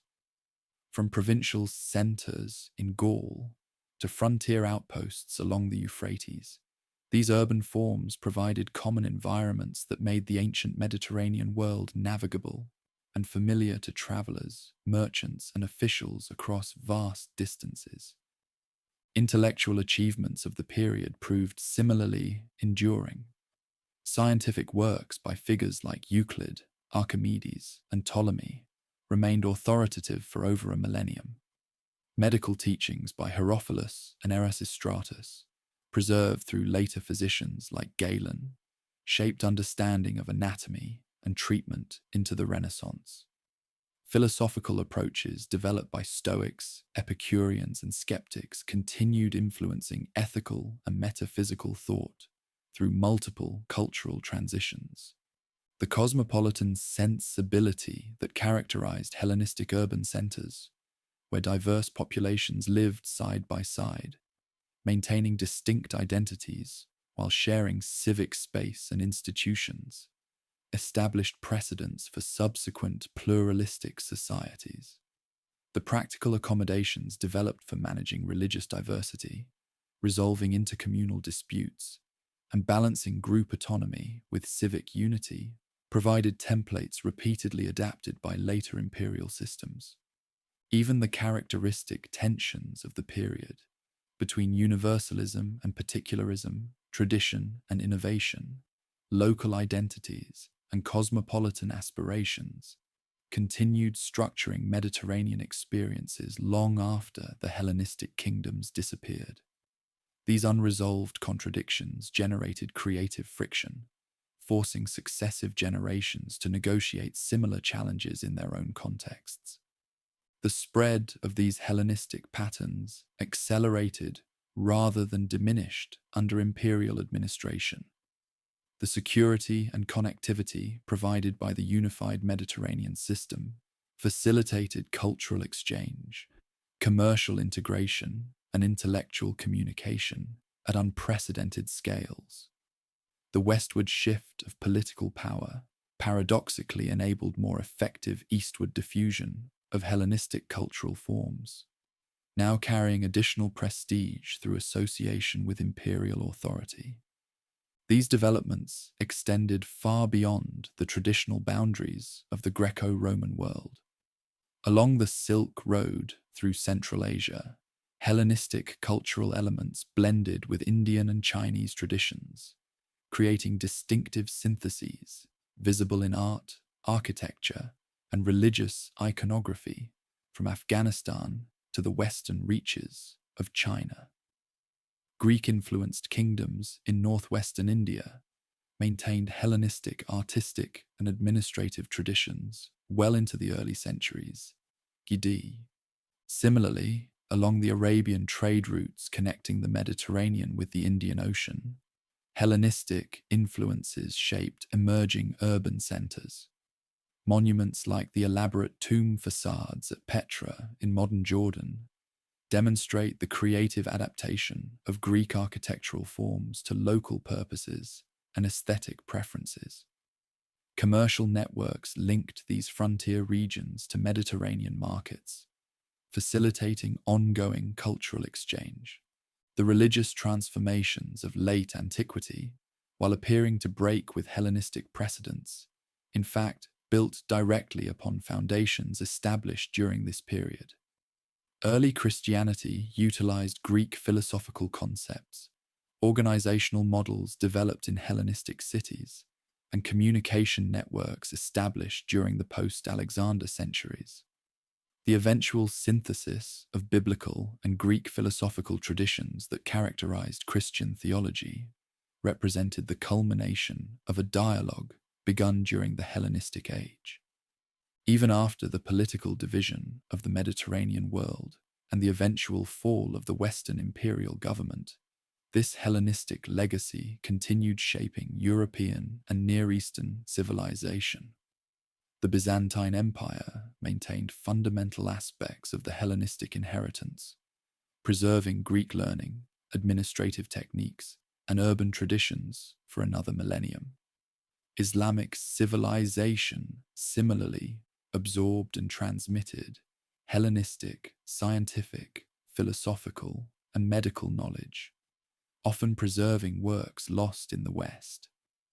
The Renaissance in Western Europe explicitly sought to recover classical learning, much of which had been produced or systematized during the Hellenistic period. Works by Archimedes, Ptolemy, Euclid, and others regained prominence, spurring new scientific investigations. Humanist scholars sought to recapture the cosmopolitan perspective and textual expertise that had characterized Alexandrian scholarship, while artists and architects drew inspiration from Hellenistic aesthetic achievements. In this light, the Hellenistic age appears less as a brief interlude between classical Greece and imperial Rome than as a formative period that established cultural patterns of remarkable durability. Alexander's dream of a unified world, combining the best elements of East and West, failed in its immediate political form, but succeeded in creating a cosmopolitan civilization whose influence extended far beyond its temporal and geographical boundaries. The political structures established by his successors proved temporary, but the cultural syntheses they fostered, the blending of Greek and Near Eastern traditions, the creation of new urban environments and social practices, the development of universalist intellectual frameworks, permanently altered the course of Mediterranean and world history. In this sense, Alexander's vision found fulfillment not through the empire he envisioned, but through the diverse, interconnected civilization that emerged from the world his conquests created. As our extended journey through the Hellenistic world reaches its conclusion, we return to that pivotal moment in Babylon when Alexander's death set in motion the complex historical drama we have followed across 3 centuries. The immediate chaos of competing ambitions, the wars of the Diadochi, the establishment and eventual decline of the successor kingdoms, and the final incorporation of these territories into a Western-centered imperial system, all unfolded from that singular event in 323 BC. Yet the significance of the Hellenistic age extends far beyond this political narrative. The period witnessed a fundamental transformation in how humans understood themselves and their place in the world. As traditional boundaries dissolved, geographical, cultural, intellectual, new possibilities emerged for synthesis and innovation across multiple domains of human activity. In science and mathematics, thinkers built upon earlier Greek foundations, but extended them dramatically through systematic research, institutional support, and cross-cultural exchange. The geometric principles formalized by Euclid, the mechanical insights developed by Archimedes, the astronomical observations catalogued by Hipparchus, all represented intellectual achievements of lasting importance that would influence subsequent scientific development across civilizations. In philosophy, the major Hellenistic schools responded to the challenges of a changing world by developing approaches focused on individual well-being amidst political uncertainty. The Stoic emphasis on internal virtue and acceptance of natural order, the Epicurean pursuit of tranquility through moderated pleasure, the skeptic's suspension of judgment in the face of conflicting evidence, all offered practical wisdom that continued resonating with successive generations facing similar existential questions. The artistic and literary innovations of the period similarly reflected changing sensibilities in a cosmopolitan environment. The emotional intensity and technical virtuosity of Hellenistic sculpture, the intimate perspectives explored in new poetic forms, the psychological complexity introduced to dramatic characters, all expanded the expressive range available to artists and writers, establishing traditions that would be repeatedly rediscovered and reinterpreted. Perhaps most significantly, the Hellenistic world witnessed crucial religious developments that would subsequently transform Mediterranean civilization. The spread of mystery cults promising personal salvation, the increasing emphasis on direct divine interaction, the syncretistic blending of deities and practices across cultural boundaries, all created fertile ground for the emergence of universalist faiths transcending ethnic and geographical limitations.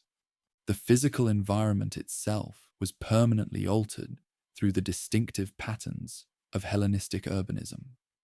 Dozens of new cities established during this period continued functioning as regional centers for centuries, some remaining significant metropolitan areas into the present day. Alexandria, Antioch, Thessaloniki, and numerous other foundations outlived their founders' dynasties to become enduring focal points of commerce, administration, and culture. The common thread connecting these diverse aspects of the Hellenistic legacy was a fundamental cosmopolitanism, an unprecedented openness to cultural exchange, intellectual diversity, and social adaptation. The limitations of this cosmopolitanism were real, often extending no further than elite circles and coexisting with exploitation and exclusion. Yet its transformative impact on Mediterranean civilization created patterns that would repeatedly resurface in subsequent eras of cross-cultural engagement. Indeed, the questions that preoccupied Hellenistic thinkers, artists, and ordinary people retain striking relevance to contemporary concerns. How can diverse populations maintain distinctive identities while sharing civic space and institutions? How should individuals orient themselves ethically in a world of competing value systems? What balance between tradition and innovation best serves both community stability and necessary adaptation to changing circumstances? These remain live issues in our own increasingly interconnected global society. In this sense, the Hellenistic world holds up a distant mirror to our own, revealing both differences that highlight the historical contingency of our assumptions and similarities that suggest enduring features of the human condition. The period's creative responses to cultural encounter, political transformation, and intellectual challenge continue offering insights applicable beyond their original context. As we conclude our exploration of this remarkable era, we might reflect on how the Hellenistic experience demonstrates both the impermanence of political arrangements and the durability of cultural achievements. The magnificent courts of Alexandria and Antioch have long since vanished, but the intellectual traditions they fostered, the artistic innovations they patronized, and the cosmopolitan sensibilities they embodied continue resonating across the centuries. The Hellenistic age thus stands as neither a mere postscript to classical Greece nor simply a prelude to imperial Rome, but as a distinctive civilization whose legacy permeates subsequent history in ways both obvious and subtle. Understanding this pivotal period enriches our appreciation not only of the ancient past, but of the complex cultural inheritance that continues shaping our present and future.